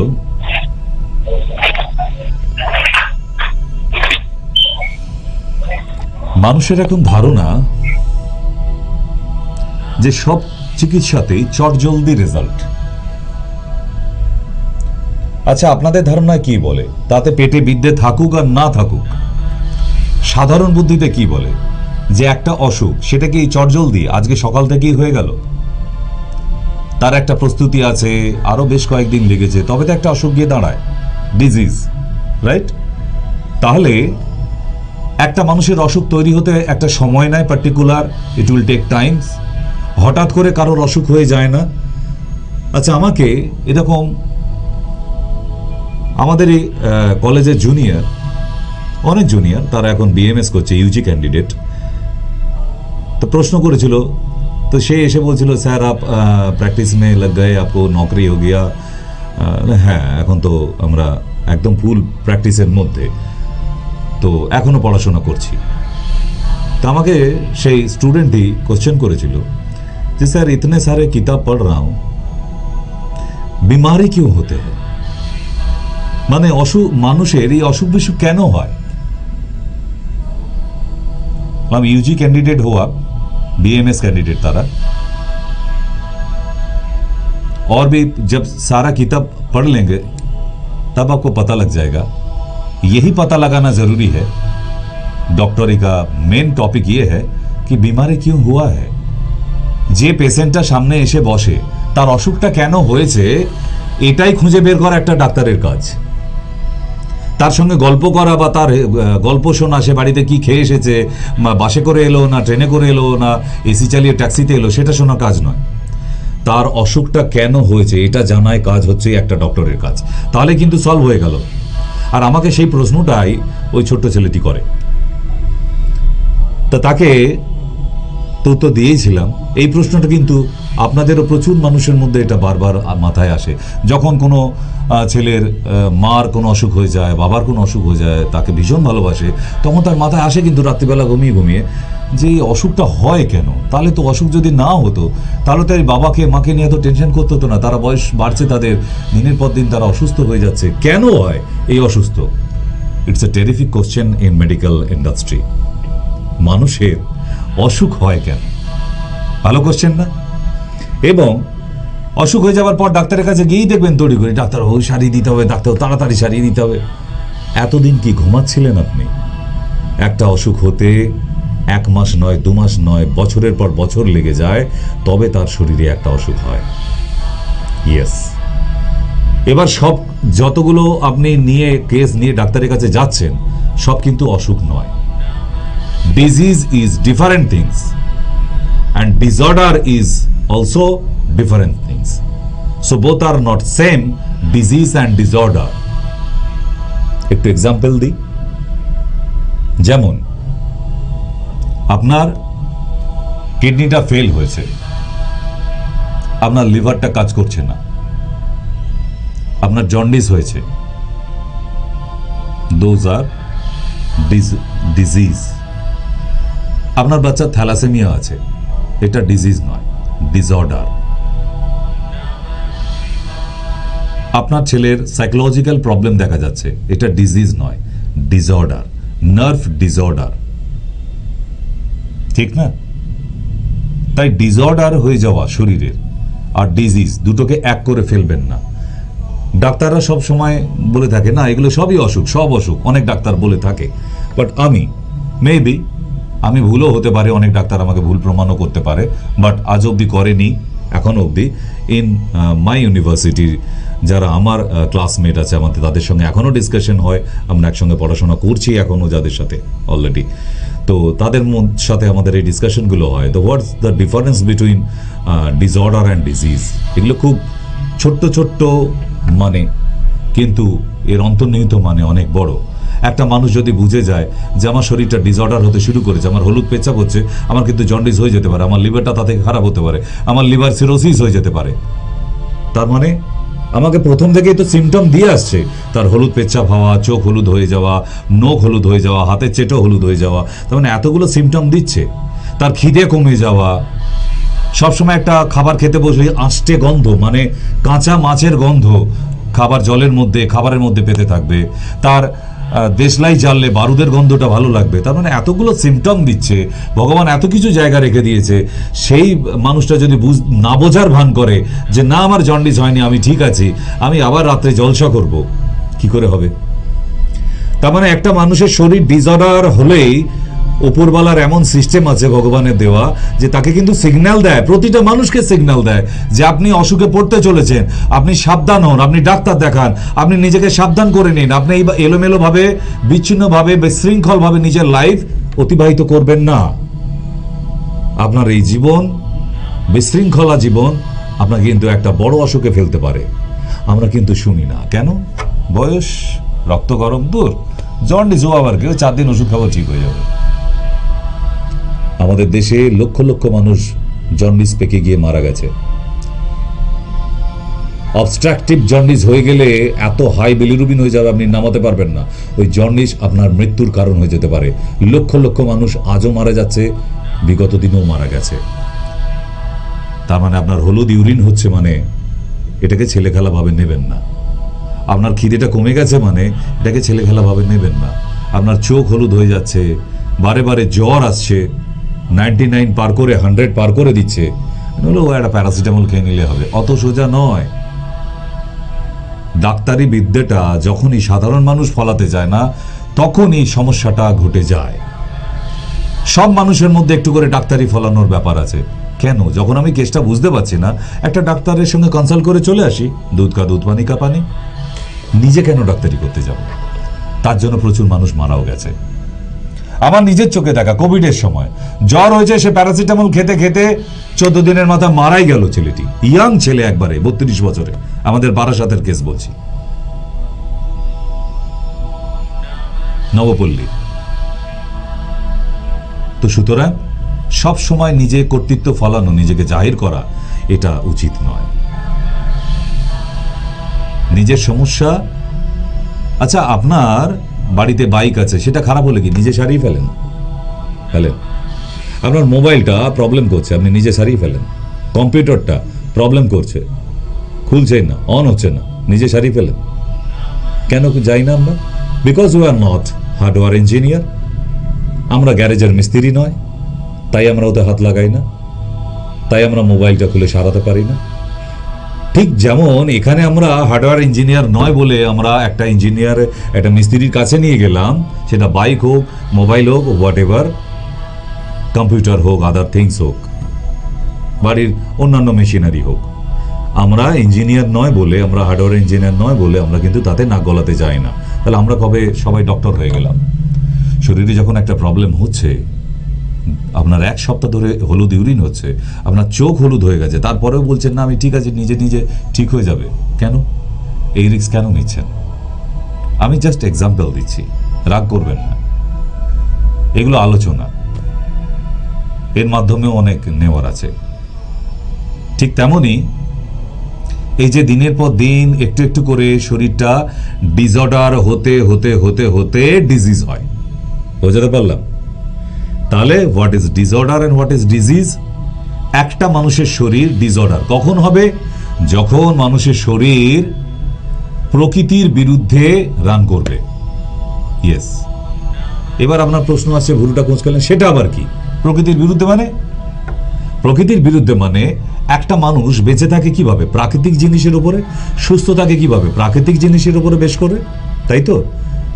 তার মানে একটা মানুষের খালি পায়ে ঘাসের উপর হাঁটার দরকার আছে, সকালবেলা একটু বেড়াতে যাওয়া অথবা দৌড়ে আসা, একটু হেঁটে আসার দরকার আছে, আমরা করি না।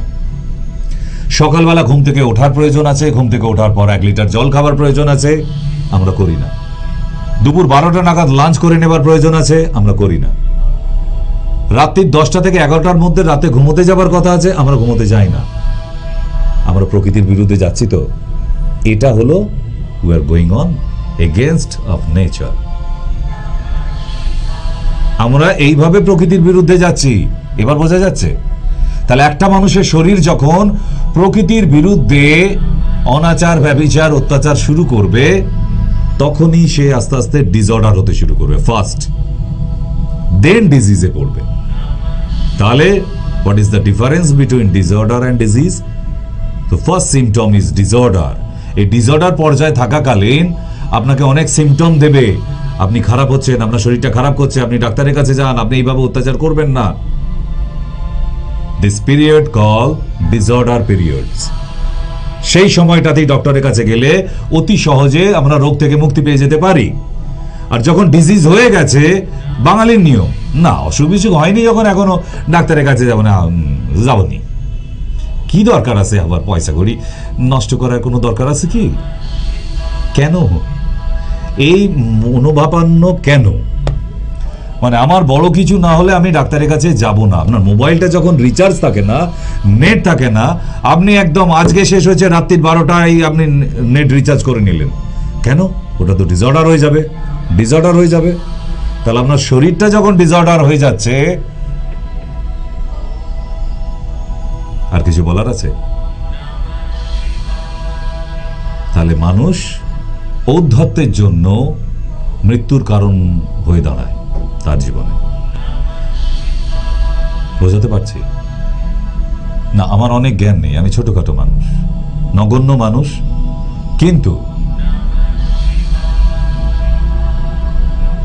যতটুকু পড়াশোনা করে এসেছি খানিকটা হলেও তো শিক্ষা আছে। তা আমার প্রফেসররা, আমার গুরুমশাইরা সবাই এটাই শিখে গেছে, যেটুকু শিক্ষা আছে সেটা সঠিক হলে বিলো, ভুল হলে আবার ভুল শিক্ষা বিলেও না, তাতে মানুষের ক্ষতি হয়ে যেতে পারে। তাই যতটুকু সঠিক। এবার আপনাদের প্রশ্ন হতে পারে, কিভাবে সঠিক বুঝলেন? প্রচুর মানুষের উপর প্রয়োগ করা হয়েছে। আমি যে ঘরোয়া টোটকাগুলো, হোম রেমেডিসগুলো বলে থাকি, তারপর কনফার্ম হই আপনাদের কাছে বলি। তার আগে না, তার আগে অনেক মানুষের উপর অ্যাপ্লিকেশন করতে হয়। This is the system. একটা ড্রাগসকে তার এফিকেসি, তার মধ্যে কতটা কেমিক্যাল কনস্টিটিউয়েন্ট আছে, সেটা কতটা ওয়ার্কিং করে হিউম্যান বডির উপর, তার জন্য প্রয়োগ করতে হয় স্যাম্পল হিসেবে। এই প্রয়োগ করতে করতে আমরা কনফার্ম হতে থাকি যে হ্যাঁ এটা কাজ করছে, এটা কাজ করে। না হলে আপনি কি করে বুঝলেন যে অশ্বগন্ধা যাকে বলে দিলাম আমি, সে কিন্তু এক মনে বিশ্বাস করে নিল। কেন? উনি শুনেছেন তো এর আগেও যে সে শরীরের নার্ভের ওপর কাজ করে অশ্বগন্ধা, শরীরের ইমিউনিটি পাওয়ার বাড়ায় অশ্বগন্ধা, শরীরে এনার্জি বাড়ায় অশ্বগন্ধা। তার মানে আমার পায়ে, বাঁ পায়ে যে টান ধরছে, এটা অশ্বগন্ধা গেলে কাজ হবেই। ডাক্তারবাবু ভুল কিছু বলতে পারে না। কেন? উনি অশ্বগন্ধাটা চেনেন। তার সঙ্গে আর একটা বলেছি বাতকুলান্তক, উনি আমার কথা শুনে বিশ্বাস করে নিয়েছেন, ঠিক কথা, কিন্তু দোকানে নেবার সময় কিন্তু জিজ্ঞাসা করবেন, ভাই এই বাতকুলান্তক ওষুধটা কিসের ওপর কাজ করে? দোকান থেকেও বলবে, স্যার এটা মাসেলের ওপর আর নার্ভের ওপর কাজ করে। আপনার শরীরের ঝিঝি ধরে যাওয়া, নামনেস, টিংলিং, টান ধরে যাওয়া, এগুলোর উপর কাজ করে, যদি সঠিক শিক্ষায় শিক্ষিত বা দোকানদার হয়। নাহলে এরকম অনেক আনাড়ি দোকানদারও তো আছে, বাবা ডাক্তারবাবু ওষুধ ঠিক লেখে না। আরে ডাক্তার 10 বছর পড়াশোনা করে এসে প্রেসক্রিপশন করেছে, তুই জীবনে স্কুলে চৌকাট পেরোসনি, তুই একবারে ওই ডাক্তারের প্রেসক্রিপশন থেকে বলে দিলি বাবা যে ডাক্তার প্রেসক্রিপশন ঠিক করেনি? মহাপুরুষ তুই, তোর পায়ে ধুলো দে, মাদুলি করে পড়বো। এরম অনেক দোকানদার আছে অশিক্ষিত।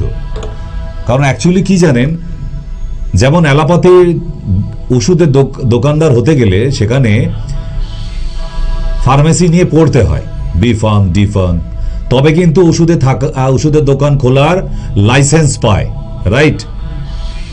ঠিক তেমনি আয়ুর্বেদিক ওষুধের দোকানেও যারা দোকানদার হয় তাদেরও ফার্মাকোলজি পড়তে হয়। 1 বছরের কোর্স হোক, 2 বছরের হোক বা 3 বছরেরই হোক, না পড়ে কিন্তু আয়ুর্বেদিক দোকানের দোকানদারি করা যায় না। আমাদের রাজ্যে বাংলায় কটা আয়ুর্বেদিক দোকানদার আছে যারা ফার্মাকোলজি পড়াশোনা করে এসে দোকান চালাচ্ছে বলুন তো? একটাকেও দেখাতে পারবেন আপনি? Not a single piece. আমি একদম জোর গলায় বলতে পারি আজকে যে আমাদের পশ্চিমবাংলায় যে সমস্ত আয়ুর্বেদিক দোকানদাররা দোকানদারি করছে তাদের কজন ফার্মাকোলজি পড়ে এসেছে? পড়েনি বলেই একজন পাশ করা ডাক্তারের প্রেসক্রিপশন দেখে অনায়াসে বলেছে এই ওষুধটা না নিলেও চলবে, আমি একটা ওষুধ দিচ্ছি, দেখো একদম ম্যাজিকের মতো কাজ হবে। তাহলে তুই বাবা ডাক্তারি কর কাল থেকে দেখি। যদি রুগী এসে এই প্রমাণ দিয়ে দেয়, সেই দোকানদার কিন্তু অ্যারেস্ট হতে পারে। শুধু ডাক্তাররাই অ্যারেস্ট হবে প্রবলেম হলে তা নয়, সেই দোকানদার যে ওষুধ প্রেসক্রিপশন করা আছে সেই জায়গায় যদি অন্য ওষুধ দিয়েছে যে সেই কাজ করে না, বা ডাক্তারবাবুকে ফোন না করে একদম অন্য ক্যাটাগরির মেডিসিন দিয়ে দিল, থানা পুলিশ হয়ে যাবে ভাই। এত সোজা নয়। কারণ এখন আমাদের রাজ্য সরকার থেকে এবং কেন্দ্রীয় সরকার থেকে প্রচন্ড কড়াকড়ি করা হয়েছে যে প্রেসক্রিপশনে যে মেডিসিন দেওয়া থাকবে সেটাই নেবেন। যদি অল্টারনেট করতে হয়, যে ডাক্তারবাবু প্রেসক্রিপশন করেছে তাকে ফোন করে কনসার্ন নিতে হবে, তবেই সেই জায়গায় অল্টারনেট মেডিসিনটা দেওয়া যেতে পারে, আদারওয়াইজ নেভার। 1 নম্বর। 2, জিএমপি সার্টিফাইড ছাড়া কোনো মেডিসিন প্রেসক্রিপশন করা যাবে না, যেরকম নিয়ম হয়ে গেছে এখন। ঠিক তেমনি ওষুধের দোকানের মধ্যেও জিএমপি সার্টিফাইড ছাড়া কোনো মেডিসিন ওখানে রাখাও যাবে না। ইউ কান্ট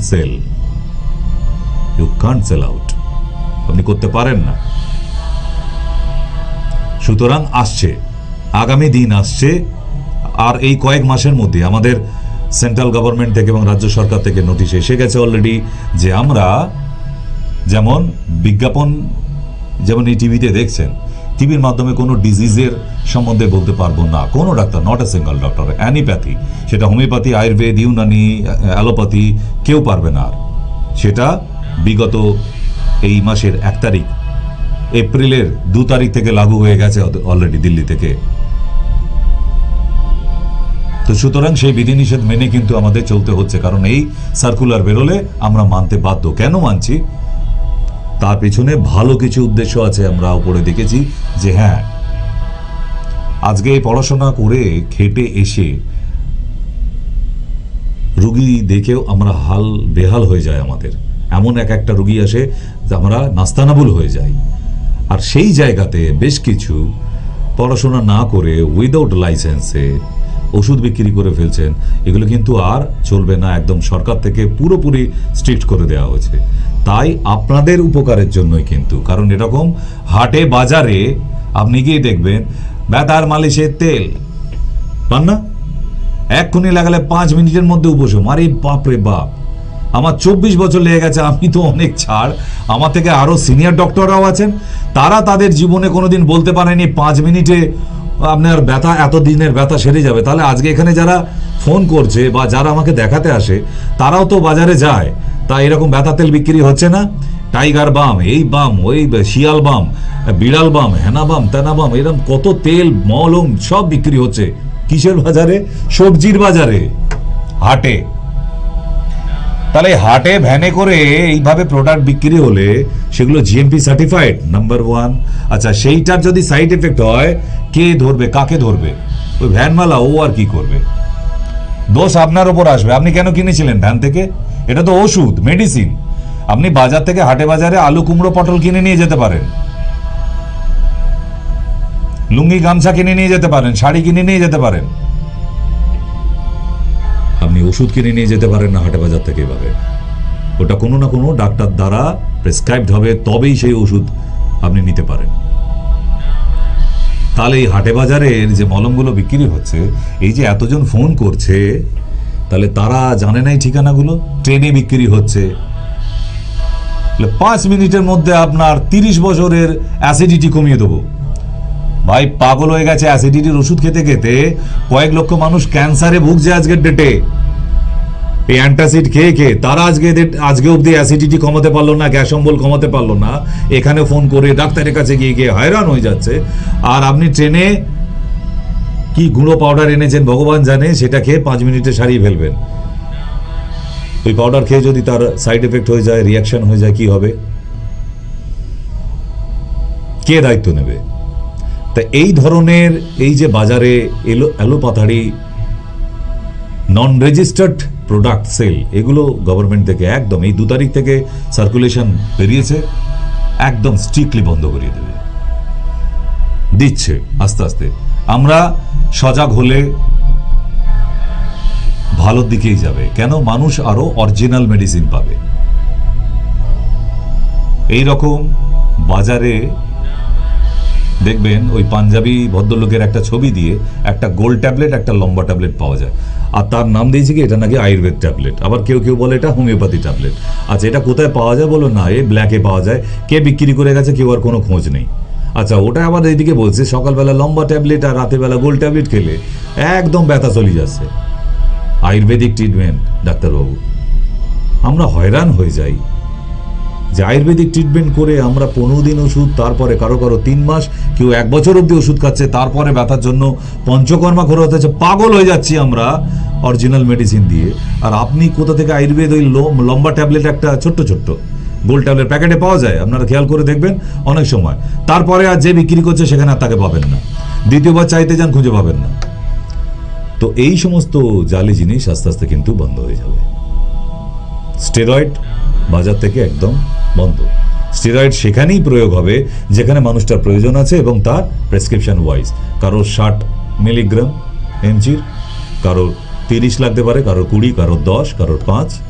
ওয়াইসলন লাগে না তো প্রেসক্রিপশন ওয়াইজ। এলোপাথাড়ি আপনি আর এই বাজার থেকে ওষুধ চাইলেও আর পাবেন না। কেন? আপনারা হয়তো ভাববেন যে এই তো বাজারে ওষুধগুলো খেয়ে তো ভালোই ছিলাম, আপনার কতটা ক্ষতি হচ্ছে আপনি কি জানেন?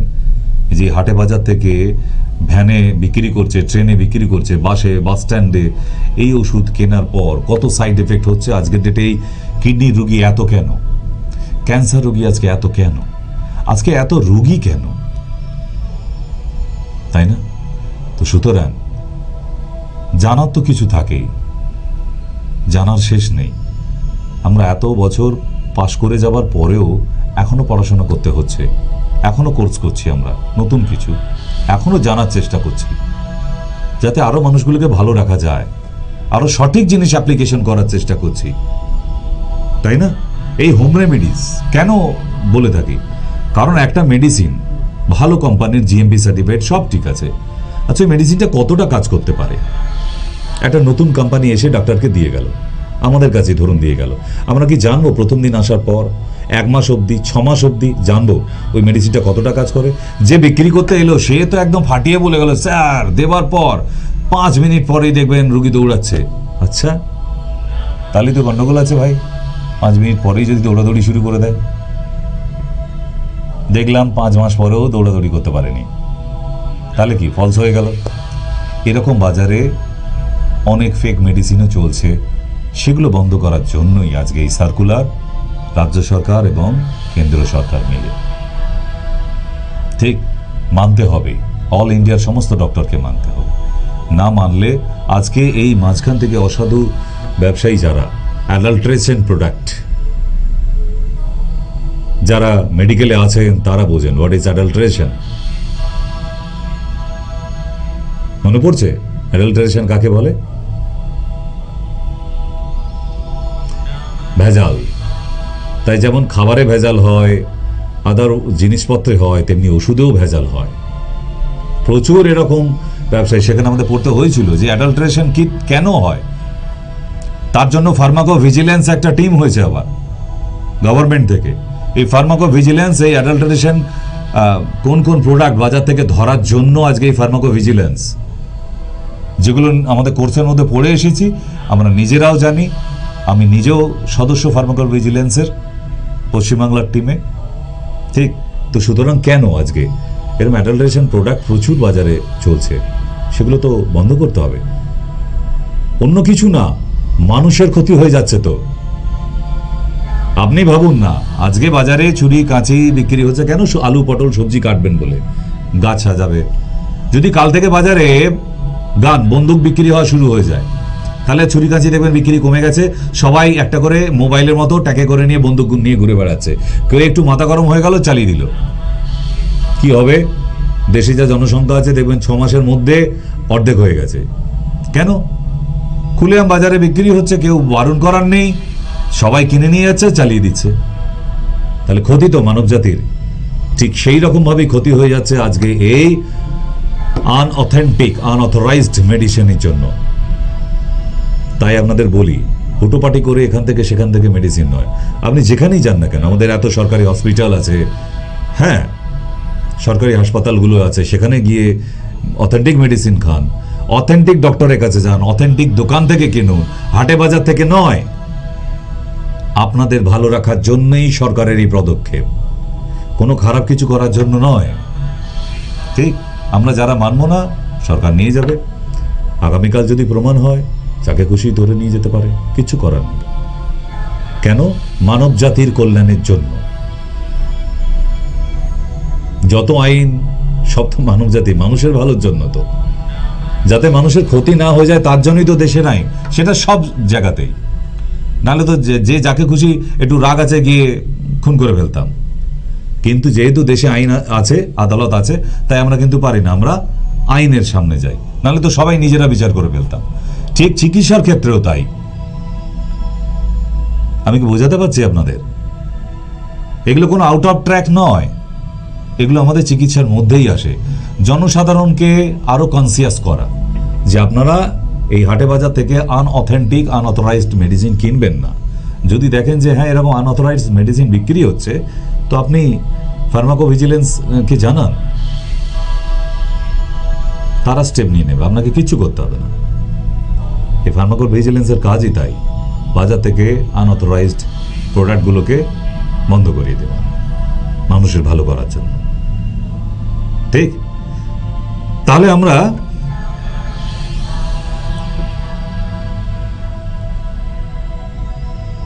একটা অসুখ, একটা রোগীকে নিয়ে ডক্টরখানায় গিয়ে তড়িঘড়ি করি, আমরা ছটপট করতে থাকি, ডাক্তারবাবু সারিয়ে দিতে হবে, খুব অস্বস্তি হচ্ছে, খুব কষ্ট হচ্ছে। এতদিন কি করছিলেন? এতদিন কি আপনি ঘুমাচ্ছিলেন? আচ্ছা আপনারা বলুন তো, এই যখন ডাক্তারের কাছে যায় তখনই বড্ড তাড়াহুড়ো বেড়ে যায়। বাড়িতে কি করেছিলেন আপনি?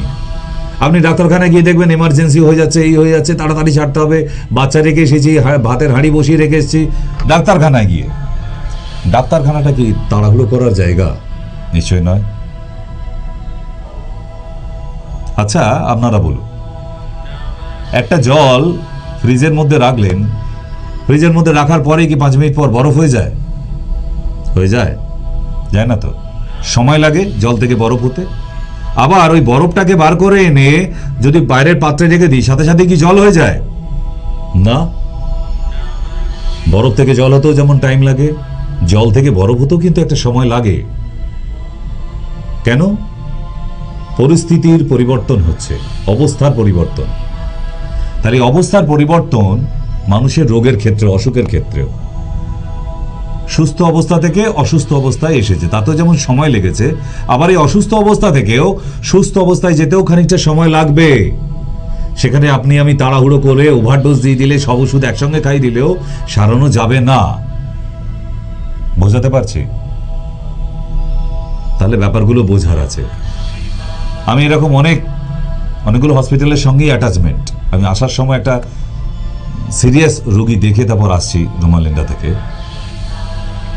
রোগীটিকে ব্যাঙ্গালোরে ভর্তি থাকাকালীন আমার ট্রিটমেন্ট চলছিল। আমি নিজে ব্যাঙ্গালোরে দেখতে গেছি, রোগীর কন্ডিশন দেখে এসেছি। সেখানকার ব্যাঙ্গালোর হসপিটাল, মণিপুর হসপিটাল, তারা হাত তুলে নিয়েছিল এই রোগীর প্রতি। আর কোনো চিকিৎসা নেই তাদের।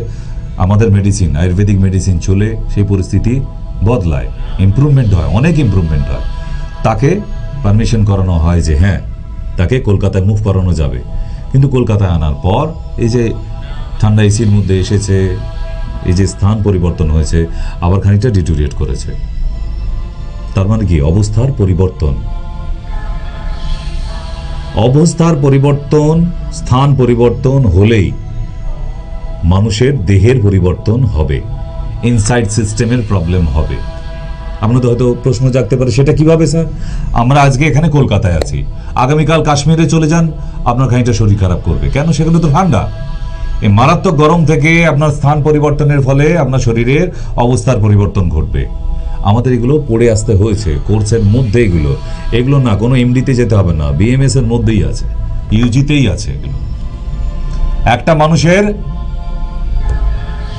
যখনই স্থান পরিবর্তন হবে তখনই তার বডির ইনসাইডের অবস্থার পরিবর্তন ঘটে। তার ফলে কোনো একটা অর্গান ডিসঅর্ডার হতে পারে। হঠাৎ করে আপনার জ্বর, সর্দি, কাশি হয়ে যেতে পারে।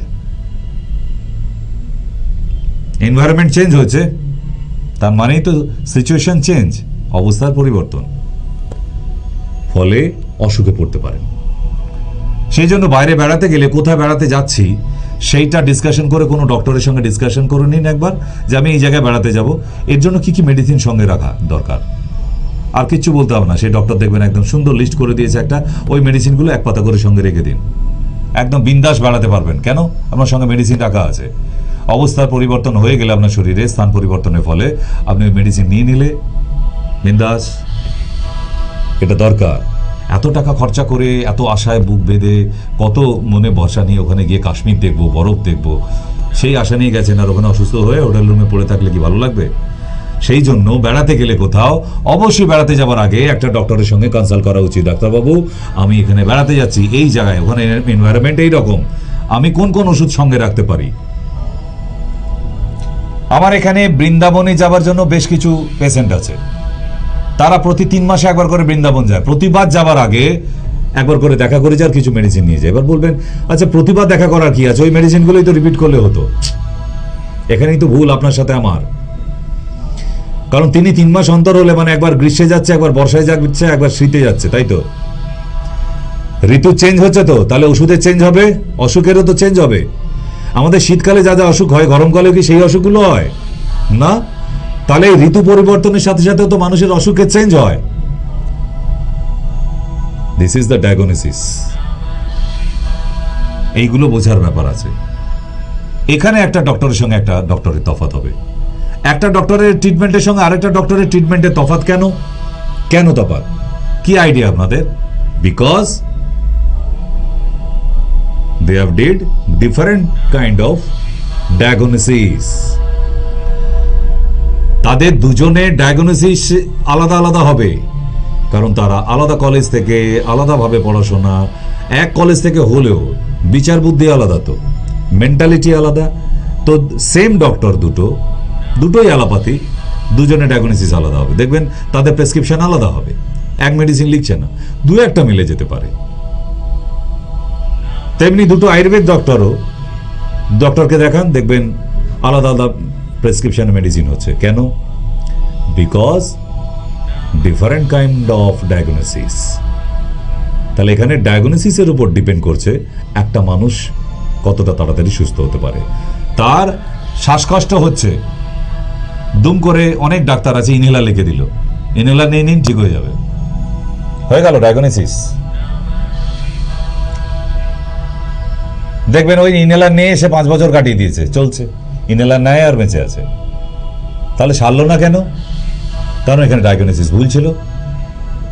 শুধু ইনহেলার নয়, তাকে কিছু মেডিসিন প্রেসক্রাইব করাও দরকার ছিল, রাইট? কেন? তার এই সর্দির কারণ কি, তার বুকে এই শ্বাসকষ্টের কারণ কি, এই কারণটা যদি খুঁজে বের করতে না পারে, কোনো ডক্টরের ডায়াগনোসিস রাইট হলো না। ঠিক?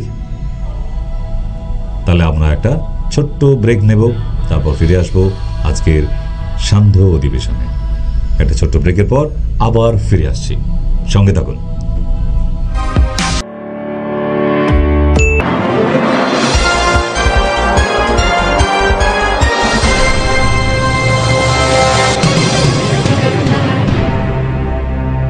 नमस्ते व्यूअर्स, अभी आप लोग देखेंगे सिटी केबल पर माय टीवी ओनली 273 नंबर पर।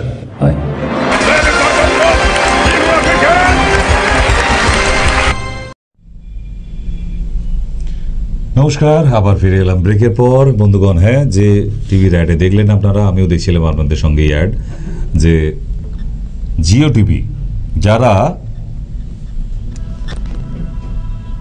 মোবাইলে বলছি না, মোবাইলের অ্যাপসে জিও বলছি না, যাদের বাড়িতে জিও টিভি কানেকশন চলছে সেট টপ বক্সে, তারাও ওখানে গিয়ে সার্চিং করুন। এখানে নাম্বার দেখাচ্ছে, আপনারা টিভির পর্দা, টিভিতেও এখন সারাদিন মায়া টিভি দেখতে পাবেন, কারণ অল ইন্ডিয়া বেসিস মায়া টিভি এখন জিও টিভি, জিও প্লাসে। আর মোবাইলের যাদের অ্যাপস আছে তারাও ওখানে গিয়ে সার্চিং করে মায়া টিভি লিখুন, আপনার মায়া টিভিটা আপনার মোবাইলে সারাদিন দেখতে পাবেন। মোবাইলের অ্যাপসেও যেমন জিও টিভি পাচ্ছেন, আপনার বাড়িতে যে সেট টপ বক্সের মাধ্যমে টিভি দেখছেন, আপনি সেট টপ বক্সেও দেখতে পাচ্ছেন সারা ভারতবর্ষব্যাপী।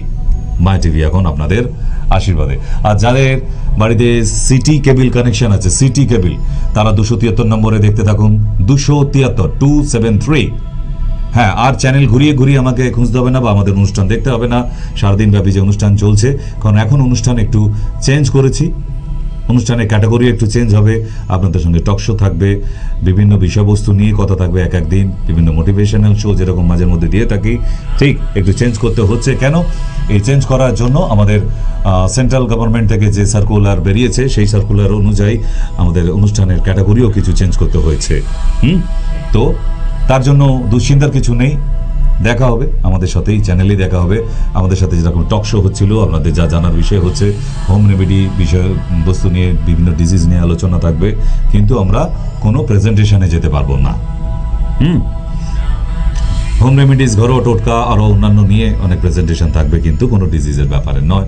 সেটা স্ট্রিক্টলি প্রহিবিটেড করে দিয়েছে সেন্ট্রাল গভর্নমেন্ট থেকে। 1-2 তারিখ থেকে লাগু হয়েছে এটা।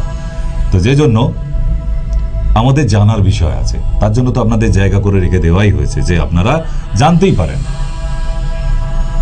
আমার এই সমস্যা হচ্ছে, কি করা যেতে পারে। ইটস এ কনসালটেশন, অন্য কিছু না। কারণ টিভির পর্দা আসা মানে শুধু আমি বলে যাবো তা না, আপনারাও বলবেন। আপনাদের থেকে কথা শোনার জন্যেও তো আসা। এরকম অনেক অসুখ বিসুখ আছে যেগুলো আমাদের জানা ছিল না, আবার বই পড়ে সেগুলো সম্বন্ধে জানতে পেরেছি। এখানে শুধু আসা মানে যে না ওই জানাশোনা কয়েকটা সহজ ডিজিজ, তা নয়। এরকম অনেক কঠিন ডিজিজ আছে যেগুলো এখনো অবধি সচরাচর লোকে জানে না, শোনেনি, মানে আমরা শুনিনি, মানে আপনাদের কানেও পৌঁছায়নি। এরকম অনেক ডিজিজ আছে, তো সেগুলো সম্বন্ধে আমরা জানতে পারি, তার জন্য আসা টিভির পর্দায়। শুধু আপনাদের ওই ঘরোয়া টোটকা হোম রেমেডি বলে দেবো তার জন্য নয়, আমাদেরও তো কিছু জানার থাকে আপনাদের থেকে। তাই আপনাদের জানা নলেজটাও বলবেন। আমি শুনতে ভালোবাসি, আমার গুরুজি বলে গিয়েছিল, আগে ভালো শ্রোতা হওয়া দরকার আছে, তবে ভালো বক্তা হওয়া যায়। আমি যদি না শুনি আপনার, তো আমি বলতে পারবো না, রাইট না? তো যাই হোক, আমরা আয়ুর্বেদের বিভিন্ন পার্ট নিয়ে আলোচনা থাকবে এর পরের দিনের শোগুলোতে। বিভিন্ন পার্ট আয়ুর্বেদ 5000 সাল বছর আগে থেকে যে সমস্ত পুঁথিপত্র পাওয়া গেছে, যেগুলো আমাদের ন্যাশনাল লাইব্রেরিতে এখনও ম্যানুস্ক্রিপ্ট হিসেবে রেখে দেওয়া হয়েছে, সেই 5000 সাল বছর আগে যারা মুনি ঋষিরা লিখে গেছে, ভাবপ্রকাশ, রাজা নিঘণ্টু সময় থেকে, ঠিক চরক সংহিতা, এই যে মুনি ঋষিরা লিখে গিয়েছিলেন, লিখে লিখে তখনকার দিনে আদা কি কাজ করতে পারে, আদার সাইড এফেক্ট কি, চরক তখনকার দিনে লিখে গিয়েছিলেন। তাহলে আদা মানে ও তো সর্দি কাশিতে লাগে, আরও অনেক কিছুতেই লাগে। তাই এক এক দিনে আমরা এক একটা ইনগ্রিডিয়েন্টস নিয়ে আসবো, আরও 2-3টে করে ইনগ্রিডিয়েন্টস থাকবে, তার সায়েন্টিফিক নেম কি, তা কোথায় কোথায় পাওয়া যায়, এটা কী কী কাজে লাগতে পারে, কোন কোন রাজ্যে কী কী নামে পরিচিত, সাইনোনিমস, বোটানিক্যাল নেমস, এগুলো শুধু সাধারণ মানুষের জন্য না, যারা আজকে ইউজি পড়াশোনা করছেন, আই মিন বিএমএসএ অ্যান্ড অলসো পিজি, তাদের ক্ষেত্রেও ভীষণ কার্যকরী হবে যে এক একটা ইনগ্রিডিয়েন্ট সম্বন্ধে এত ডিপলি ডিসকাশন থাকবে, অবশ্যই তাদের কাজে লাগবে। রসুন আমরা রোজ রান্না করছি, বাট আমরা তার সঠিক কাজ জানি না, তার সাইড এফেক্ট কি জানতে ইচ্ছা করছে না? ঠিক, শুধু কি বাসক পাতায় সর্দি সারাতে পারে, আর কিছু না? ছোট এলাচ বড় এলাচ দুটোই এলাচ, তাহলে এই দুটো এলাচের আলাদা আলাদা কাজ কি জানতে ইচ্ছা করছে না? ঠিক এমনিভাবেই আমরা আসবো আরো বিভিন্ন ভ্যারাইটিস। দুর্বা ঘাস, ও তো গরুতে খায়, ছাগলে খায়, দুর্বা ঘাসেও কাজ থাকে। ইয়েস, দুর্বা ঘাসেরও যে কি মারাত্মক কাজ সেটা না জানলে আপনারা ভাবতেও পারবেন না। দুর্বা ঘাসের এত কাজ হয়, দুর্বা ঘাস নিয়ে রিসার্চ হচ্ছে আমাদের কলেজে এখন অবধি। আপনারা কি ভাবছেন যে গরু খায় ছাগল খায় ও আবার থেকে ওষুধ হয় নাকি? পৃথিবীর প্রতিটা গাছ, উদ্ভিদ, plants is drugs, crude drugs, আমরা তাকে ক্রুড ড্রাগস বলি। ড্রাগস মানে অন্যান্য ড্রাগস ভেবে বসবেন না, ওষুধকে, ওষুধ দ্রব্যকে, মেডিসিনাল সাবস্ট্যান্সকে আমরা ড্রাগস বলে থাকি আমাদের দ্রব্যগুণা মেডিকেল ল্যাঙ্গুয়েজে। আমি দ্রব্যগুণার স্টুডেন্ট দিজি, তো আমার ডিসকাশন দেখবেন এই ড্রাগস নিয়েই থাকে। কেন? আমার ওটা নিয়েই পড়াশোনা, ড্রাগস নিয়ে, কোন ওষুধ কোনটা, ওষুধ বলবো না, কোন উদ্ভিদ কি কি কাজ করে। আচ্ছা, মেডিসিন কি কি থেকে তৈরি হয়, কি কি? এক হচ্ছে প্ল্যান্টস। পৃথিবীতে যত রকম ওষুধ আছে, homeopathy, Unani, Ayurveda, allopathy, all, যত রকমের মেডিসিন আছে, যত রকম প্যাথি আছে, সব মেডিসিন মাত্র সবই প্রকৃতি থেকে নেওয়া হয়, 4টে জায়গা থেকে তৈরি হচ্ছে।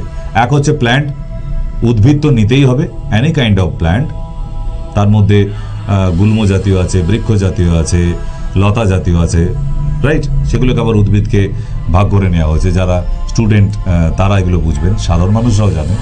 এক হচ্ছে গাছপালা, উদ্ভিদ থেকে। দ্বিতীয় অ্যানিমেলস, তার মধ্যে অ্যানিমেলস থেকেও যে ওষুধ তৈরি হয়, আপনারা ভাবছেন এই অ্যানিমেলস থেকে আবার কি ওষুধ হয়, আছে এমন প্রচুর। এগুলো আসবো, ডিসকাশনে আসবো, আপনাদের আলোচনা করবো, দেখবেন আপনারাও জানতে পারছেন যে অ্যানিমেলস থেকেও অনেক ওষুধ তৈরি হয়।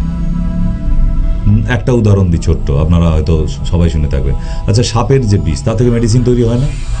হয়তো। সাপের বিষের এত দাম কেন তাহলে, যদি ও থেকে দামি মেডিসিন না তৈরি হয়? ঠিক তেমনই ওটা প্রাণী যে উৎপন্ন, তো তাহলে এরকম অনেক প্রাণী আছে যাদের শরীরের ছোট্ট ছোট্ট এক একটা অংশ, সেখান থেকে অনেক দামি দামি ওষুধ তৈরি হয়।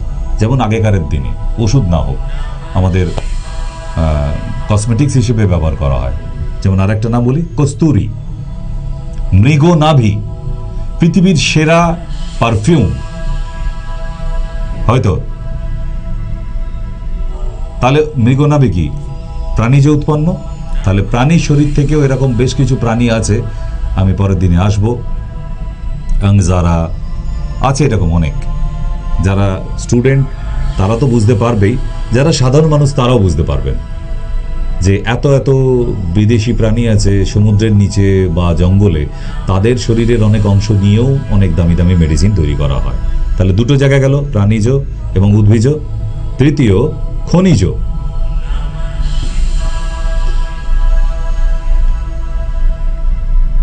মিনারেলস, খনিজ প্রচুর পদার্থ আছে, ক্যালসিয়াম, ম্যাগনেসিয়াম খনিজ পদার্থের মধ্যে পাওয়া যায়। অভ্রচূর্ণ, লৌহ ভস্য লাগে। তাহলে মাটির নিচে যে খনিজ পদার্থ আছে তার মধ্যে থেকেও প্রচুর মেডিসিন তৈরি হয়। তাহলে 3টে জায়গা গেল। আর একটা জায়গা, কারণ পৃথিবীর 4টেই এই সোর্স অফ মেডিসিন আছে, 4টেই জায়গা, যার কোথাও নেই। আরেকটা হচ্ছে জলজ, জলের নিচে, সমুদ্রের নিচে এমন অনেক উদ্ভিদ আছে, প্রাণী আছে যারা জলের গভীরেই থাকে তাদের শরীর থেকেও প্রচুর মেডিসিন তৈরি হয়। তাদের মধ্যে একটা উদাহরণ দিই, আপনারা হাতে যে পলা পরেন না আংটি হিসেবে, রক্তপলা, শ্বেতপলা, পার্ল, মুক্তো কোথা থেকে পাওয়া যায়? মুক্তো ভস্য তৈরি হয় তো, ওষুধ হিসেবেও খাওয়া যায়। আবার যাদের মাথা প্রচুর উত্তেজিত, গরম হয়ে যায়, কথায় কথায় রেগে যাচ্ছে, তাদের অ্যাস্ট্রোলজার দেখিয়ে আবার বজ্রাই মুক্ত, এই মুক্ত, ওই মুক্ত বলে পরিয়ে দেন, মাথা ঠান্ডা হবে বলে, তাই তো? মুক্ত ভস্য আর্থারাইটিসের জন্য মারাত্মক কাজে লাগে, পৃথিবীর সেরা ক্যালসিয়াম। A1 ক্যাটাগরি যদি ক্যালসিয়াম হয় সেটা মুক্ত পিষ্টি বা মুক্ত ভস্য থেকে। তেমনি পলা কারা পরে? মঙ্গলের দোষ থাকলে, তাই তো? যাদের মঙ্গলের দোষ থাকবে তাদের পেটের প্রবলেম থাকবে, এটা কি জানেন না? আমি অ্যাস্ট্রোলজিতে যাচ্ছি না, কেন আয়ুর অ্যাস্ট্রো ওতপ্রোতভাবে জড়িত, তাই বলতে পারছি। তাহলে মঙ্গলের দোষ আর পেটের প্রবলেম, পলা মারাত্মক একটি ইনগ্রেডিয়েন্টস। শ্বেতপলার আলাদা কাজ আছে, আমি রক্তপলার কথা বলছি, লাল মুঙ্গা বলে অনেকে। তাহলে এটা কি? সামুদ্রিক একটা গাছ, সেটা শুকিয়ে ওই রকম রেড হয়ে যায়। আবার গৈরিক পলা আছে, বিভিন্ন কালার, 3টে কালারের আছে। তাহলে এগুলোর এক একটা কাজ আছে। আমরা প্রবাল ভস্য, প্রবাল বলি তো ভালো শুদ্ধ ভাষা বাংলায়, পলাকে প্রবাল ভস্য খাওয়াই। কখন? যখন একটা মানুষের লিভার ডিসঅর্ডার হয়ে যাচ্ছে, লিভার সিরোসিস হয়ে গেছে, জন্ডিস অনেক ওপরে উঠে গেছে, প্রবাল ভস্য বিরাট কাজে লাগে, মারাত্মক। ঠিক, তাহলে উদ্ভিজ, প্রাণীজ, জলজ এবং খনিজ, এই 4টে জায়গা হচ্ছে সারা পৃথিবীর যত ওষুধ আছে সব তৈরি করার জায়গা। হ্যাঁ, কত সহজ না? আমরা কি জানতাম কিন্তু ভাবতে পারিনি যে এত লক্ষ লক্ষ কোটি কোটি ধরনের মেডিসিন তৈরি হয়েছে। অ্যালোপ্যাথিতে এত মেডিসিন, আয়ুর্বেদে এত মেডিসিন, ইউনানিতে এত মেডিসিন, আবার হোমিওপ্যাথিতে, সবই এই 4টে জায়গা থেকে সোর্স অফ মেডিসিন, আর কোথাও থেকে তৈরি করা যেতে পারে না। ক্লিয়ার? তবুও আমরা ঝগড়া করছি, ওটা অ্যালোপ্যাথি, এটা আয়ুর্বেদ, এটা খেলে ওটা ভালো হয় না, ওটা খেলে চললে এটা ভালো হয় না। এসব ডাক্তাররা তৈরি করেছে। ঠিক, যেমন হিন্দু মুসলিম তাদের সত্যি কোনোদিন ঝগড়াঝাটি ছিল না, নেতা মন্ত্রীরা এসে তাদের ঝগড়াঝাটি লাগিয়ে দিয়ে ভেদাভেদ তৈরি করে দিয়েছে, নাহলে ভোট পাবে না। এটা জেনারেল নলেজ, বাচ্চারাও জেনে গেছে। ঠিক তেমন এখানে ডাক্তাররা ভেদাভেদ করে দিয়েছে। আয়ুর্বেদ আবার শিক্ষিত লোক হয়ে খায় নাকি? আচ্ছা, আয়ুর্বেদ মনে হচ্ছে ডাক্তাররা অশিক্ষিত, তারা পড়াশোনা করে আসে না। এসব ইডিওটিক যে অ্যালোপ্যাথি ডক্টররা বলে, ইডিয়েটের মতোই কথাবার্তাগুলো, ওই ডাক্তারের মুখগুলো, ছবিগুলো আমার খুব দেখতে ইচ্ছা করে, যে তারা কি মঙ্গল গ্রহ থেকে পড়াশোনা করে এসছো? বাবা, কোথা থেকে ডিগ্রি পেয়েছো তুমি? কলেজ থেকে তো। ক বছর? তুমি কি 30 বছর ধরে পড়াশোনা করেছো? না, আমাদের মতোই 4.5 বছর। তাহলে BMS is equivalent to MBBS. আপনার সাহস হয় কি করে একটা আয়ুর্বেদিক ডক্টরকে প্রেসক্রিপশন দেখে এই সমস্ত বলা? এখনো শিক্ষার অভাব আছে আপনার। যদি কোনোদিন সামনাসামনি বা কোনোদিন ভিডিও ক্যামেরায় আপনার এই কথাটা রেকর্ড হয়ে যায়, আপনার লাইসেন্স ক্যান্সেল হয়ে যাবে স্যার। তাই সাবধানে এই সমস্ত কথাবার্তাগুলো, এই শিক্ষিত লোক হয়ে আয়ুর্বেদ খাবেন, ভিডিওটা রেকর্ডিং করুন, বলছে দেখুন, তারপর কিভাবে লাইসেন্স ক্যান্সেল হয়ে যায়। সুতরাং না, আপনি যে প্যাথি নিয়ে পড়াশোনা করে এসছেন, আপনি সেটা নিয়ে মহারাজ। আমরা সেখানে নাক গলাতে যাচ্ছি না তো, আপনি ওখানে কি, আপনি আপনার প্যাথি নিয়ে থাকুন না। আপনি জীবনে আয়ুর্বেদের একটা পাতাও তো পড়েননি, তাহলে আপনি কেন? Why should you underestimate Ayurveda? কেন? সুতরাং আন্ডার এস্টিমেট নয়, এটা অনেক আগেকারে ছিল। এখন মশাই অনেকের লোকের পকেটে পকেটে, হাতে হাতে মোবাইল থাকে, এই সমস্ত বলবেন না। বাই চান্স ভিডিও রেকর্ডিং হয়ে গেলে লাইসেন্স ক্যান্সেল হয়ে যাবে গভর্নমেন্ট থেকে, একদম। বড় বড় কেতা নেতা ডায়লগ বন্ধ হয়ে যাবে। শিক্ষিত সমাজের লোক হয়ে আবার আয়ুর্বেদ খায়, ইউনানি খায়, এসবগুলো আবার মেডিসিনের পর্যায়ে পড়ে নাকি? পাতা বই পড়েছেন আপনি, ফার্মাকোলজি পড়া হয়ে গেছে আপনার, মেডিসিন কিভাবে ম্যানুফ্যাকচারিং হয় পড়া হয়ে গেছে, বিশাল জ্ঞানী ব্যক্তি। তাই আপনি যে প্যাথি, আপনি ওই প্যাথি নিয়ে থাকুন। আমরা আমাদের প্যাথি নিয়ে যখন আছি, আয়ুর্বেদ নিয়ে, আমরা তো বলতে যাচ্ছি না কারোর প্যাথি নিয়ে, আমরা আমাদের প্যাথি নিয়েই বলছি। হ্যাঁ, আমাদের পেঁপে পাতা খেলে প্লেটলেট বেড়ে যায়, গ্যারান্টেড, 200% গ্যারান্টেড। পেঁপে পাতার রস খেলে আপনি কি করবেন প্লেটলেট বাড়াবার জন্য? দেখুন, আপনার মেডিসিন অ্যাপ্লাই করুন, আপনাকে নাহলে প্লেটলেট দিতে হবে। তো সুতরাং যেটা কাজ করে কেউ অস্বীকার করতে পারবে সারা পৃথিবীর কোনো মানুষ যে পেঁপে পাতা খেলে প্লেটলেট তৈরি হয় না? ক্লিয়ার? অড়র পাতা খেলে পেট ঠান্ডা হয়, লিভার ভালো থাকে, অস্বীকার করতে পারেন? তাহলে এই অ্যালোপ্যাথির ডক্টররা কেন আখের রস খাচ্ছেন, কেন ডাবের জল খাচ্ছেন, কেন এগুলো আয়ুর্বেদের মধ্যে পড়ছে, কেন খাচ্ছেন? আপনারা ট্যাবলেট খেয়ে নিন, ক্যাপসুল খেয়ে নিন। কেন ডাল দিয়ে ভাত দিয়ে মেখে তরি তরকারি শাকসবজি দিয়ে ভাত খাচ্ছেন? ওখানে একটা ক্যাপসুল খেয়ে নিন স্যার, এটার নাম লাঞ্চ, এটার নাম ডিনার, এই ক্যাপসুলটা ব্রেকফাস্ট। পারবেন কোনোদিন আবিষ্কার করতে? তাহলে আন্ডার এস্টিমেট করবেন না প্লিজ আয়ুর্বেদ বলে। আপনাদেরও যত বছর লেগেছে এমবিবিএস করতে, আমাদেরও তত বছর লেগেছে বিএমএস করতে, ঠিক? আমরা একটা মোটামুটি ছোটোখাটো নয়, বড় সড়োই ইউনিভার্সিটি স্টুডেন্ট স্যার। এই যে আন্ডার এস্টিমেট করেন ওই আমাদের প্রেসক্রিপশনগুলো দেখে আর কি, বিভিন্ন আয়ুর্বেদ ডক্টরের প্রেসক্রিপশন দেখে, এগুলো আবার রোগ সারে নাকি? এসব মান্দাতার আমলে ছিল, এসব আগেকারের দিনে ছিল। আগেকার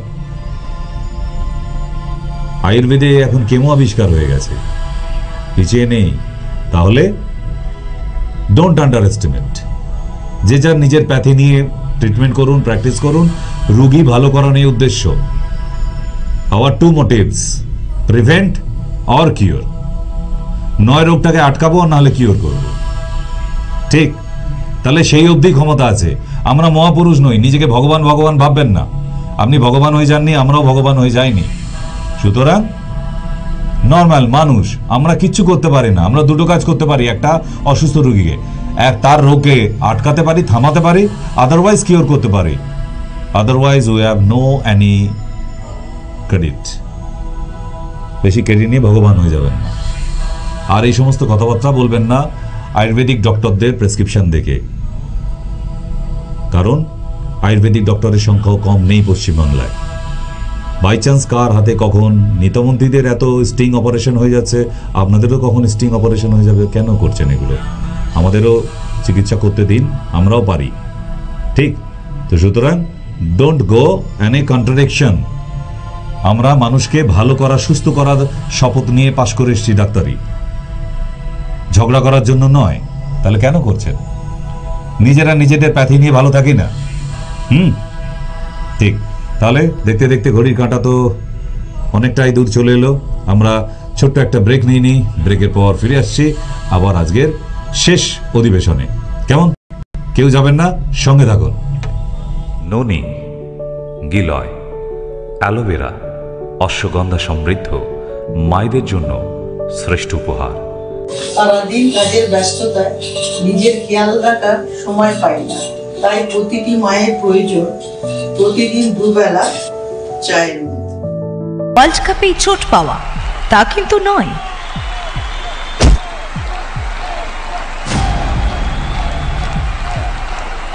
কিন্তু ইচ্ছে শক্তি বা পায়ের জাদুতে কিস্তিমা। আপনার হাঁটু ব্যথা,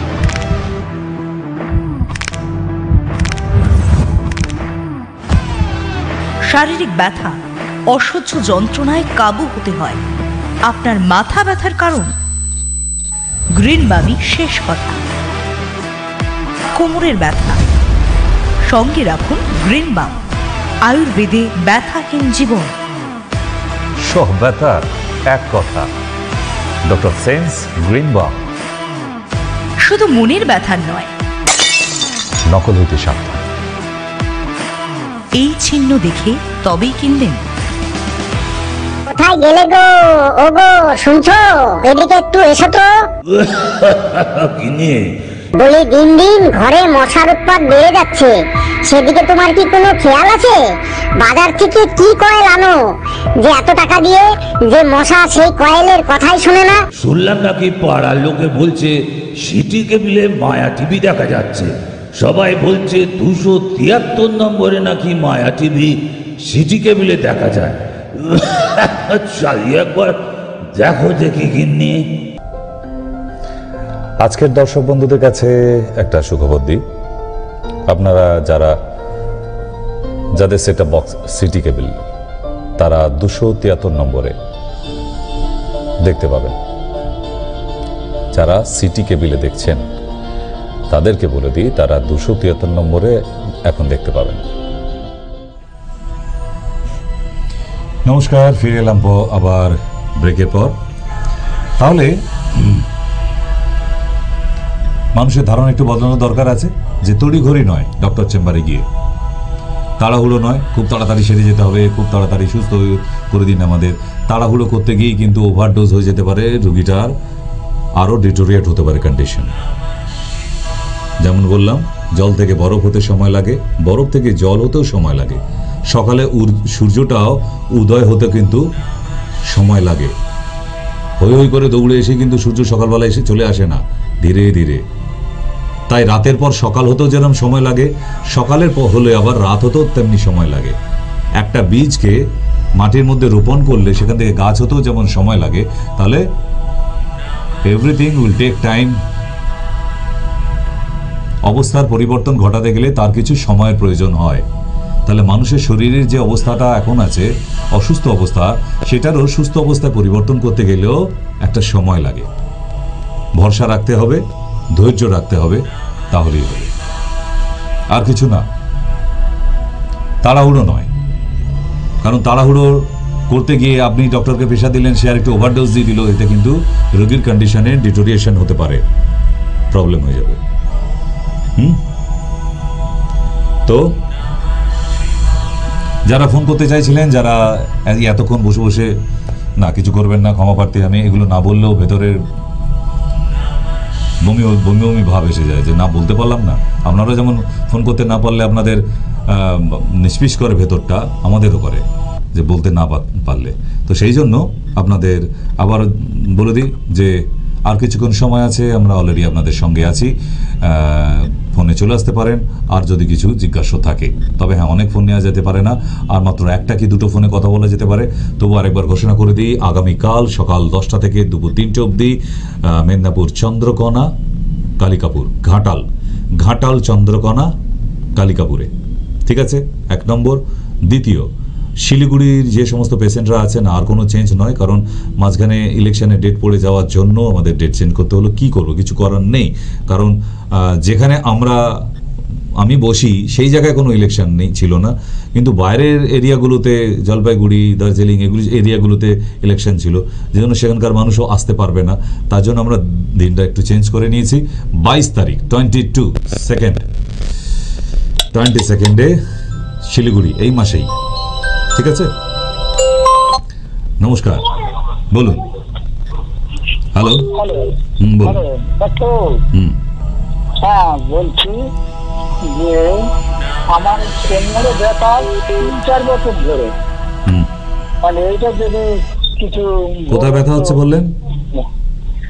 ছাড়ছে না আর কি। কোথায় ব্যথা হচ্ছে? কোমর, পুরো কোমরটা, কোমরের মাথাটাও বেশি, মানে পিঠের দাঁড়ার সমেত ওই সোজা ওখানটা বেশি ব্যথা, এবার 2 সাইড, মানে এবারে কোমরের ওই মাজা থেকে আর এই সাইডে বা সাইডে বা ডান সাইডে সব। কোমরের একটা এক্সরে লাগবে, নমিনাল করতে হবে। হ্যাঁ, এক্সরে করতে হবে। এক্সরেতে যদি ক্লিয়ার থাকে তো গুড, আদারওয়াইজ ক্লিয়ার পিকচার না পেলে এমআরআইও করতে হতে পারে, কারণ দুটো পা না হলে আস্তে আস্তে দেখবেন ঝিঝি ধরা হচ্ছে, এরপর দুটো পা ওই প্যারালাইজ রোগীদের মতো দেখবেন ধরে ধরে হাঁটতে হচ্ছে, এমন একটা সমস্যায় আস্তে আস্তে চলে যাবেন। তো মিনিমাম একটা এক্সরে অন্তত ওইটুকু একটা করুন, করে নিয়ে একবার যোগাযোগ করুন, ঠিক আছে? একটা এক্সরে হলেই এখন আপাতত চলবে, ওইটা নিয়ে আসুন আগে। বলুন। নমস্কার। নমস্কার। নমস্কার, বলুন। হ্যাঁ ডাক্তারবাবু, আমি শ্যামপুর থেকে বলছিলাম, হাওড়া। বলছিলাম স্যার, আমার ওই অস্টিও আর্থারাইটিস আছে, আমি শ্যামপুর এখানে নাম লিখিয়েছি, আপনাকে স্যার কবে পাবো যদি একটু কাইন্ডলি বলেন। যেখানে নাম লিখিয়েছেন সেই বলে দেবে, ওটা আমাকে জিজ্ঞেস করতে হবে না, যাকে নাম লিখিয়েছেন ওনাকে ফোন করলেই বলে দেবে। নমস্কার। হ্যালো, হ্যাঁ, আমি ডক্টর সেনের সঙ্গে একটু কথা বলতে চাইছি, কি করে পাবো বলুন তো? 3টে শনিবার, 3টে মঙ্গলবার নির্জলা উপোস রাখতে হবে, আর মাসে 3টে করে যে কোনো দিনে উপবাস থাকতে হবে, তবে ওনাকে পাওয়া যেতে পারে, নাহলে পাওয়া যাবে না। আরো অনেক কাঠখড় পোড়াতে হবে। উফ, আপনারা কোথায় থাকেন? এত বুদ্ধি আপনাদের কোথা থেকে আসে? আমি খুব অবাক হয়ে যাই, দুনিয়ার লোকের সঙ্গে বসে কথা বলছি, উনি এখন খুঁজে পেলেন না ডক্টর সেন কোথায়, তা ওনাকে এখন ওনার সন্ধান দিতে হবে। আপনি এক কাজ করুন, আপনার লোকাল থানায় গিয়ে অনুসন্ধান হারিয়ে গেছে বলে আপনি অলরেডি ডায়েরি করে দিন একটা, ডক্টর সেনকে পাওয়া যাচ্ছে না বলে। এতক্ষণ ধরে বুকে এলাম টানা 2 ঘন্টা, সেই 7টা থেকে টিল নাও 9টা, একদম টানা 2 ঘন্টা। এই এত 2 ঘন্টাতে উনি খুঁজে পাননি ডক্টর সেন কোথাও, ওনাকে কোথাও পাওয়া যেতে পারে, কি করে সরাসরি কথা বলতে পারে? দিদিভাই আপনি এক কাজ করুন, আপনি এই নাম্বারে, যে নাম্বারে কল করলেন, আপনার ঠিকানা দিয়ে দিন, আমি গিয়ে আপনার সঙ্গে দেখা করে আসবো। তাহলে হবে তো? আপনার ঠিকানাটা পাঠিয়ে দেবেন, কেমন? আমি একদম কথা দিচ্ছি, বিধানসভা ভোটের আগে আপনার সঙ্গে দেখা করবই। আচ্ছা, আগে লোকসভাটা হয়ে যাক, তারপর, ঠিক আছে? চিন্তা করবেন না, আপনি ঠিকানাটা পাঠিয়ে দিন। আচ্ছা, আজকের বিদায় নেবার সময় এসে গেছে, বিদায় নিতে হচ্ছে। আগামীকাল আবার বলে দিই, চন্দ্রকোনা, ঘাটাল, কালিকাপুরে যারা নাম লেখাবার লিখিয়ে দিন। দেখা হবে আবার আগামী পরশুদিন। ঈদ ভীষণ ভালোভাবে কাটান আমার যত ইসলামিক বন্ধুরা এবং পরিবার আছেন। আজকের জন্য খোদা হাফিজ।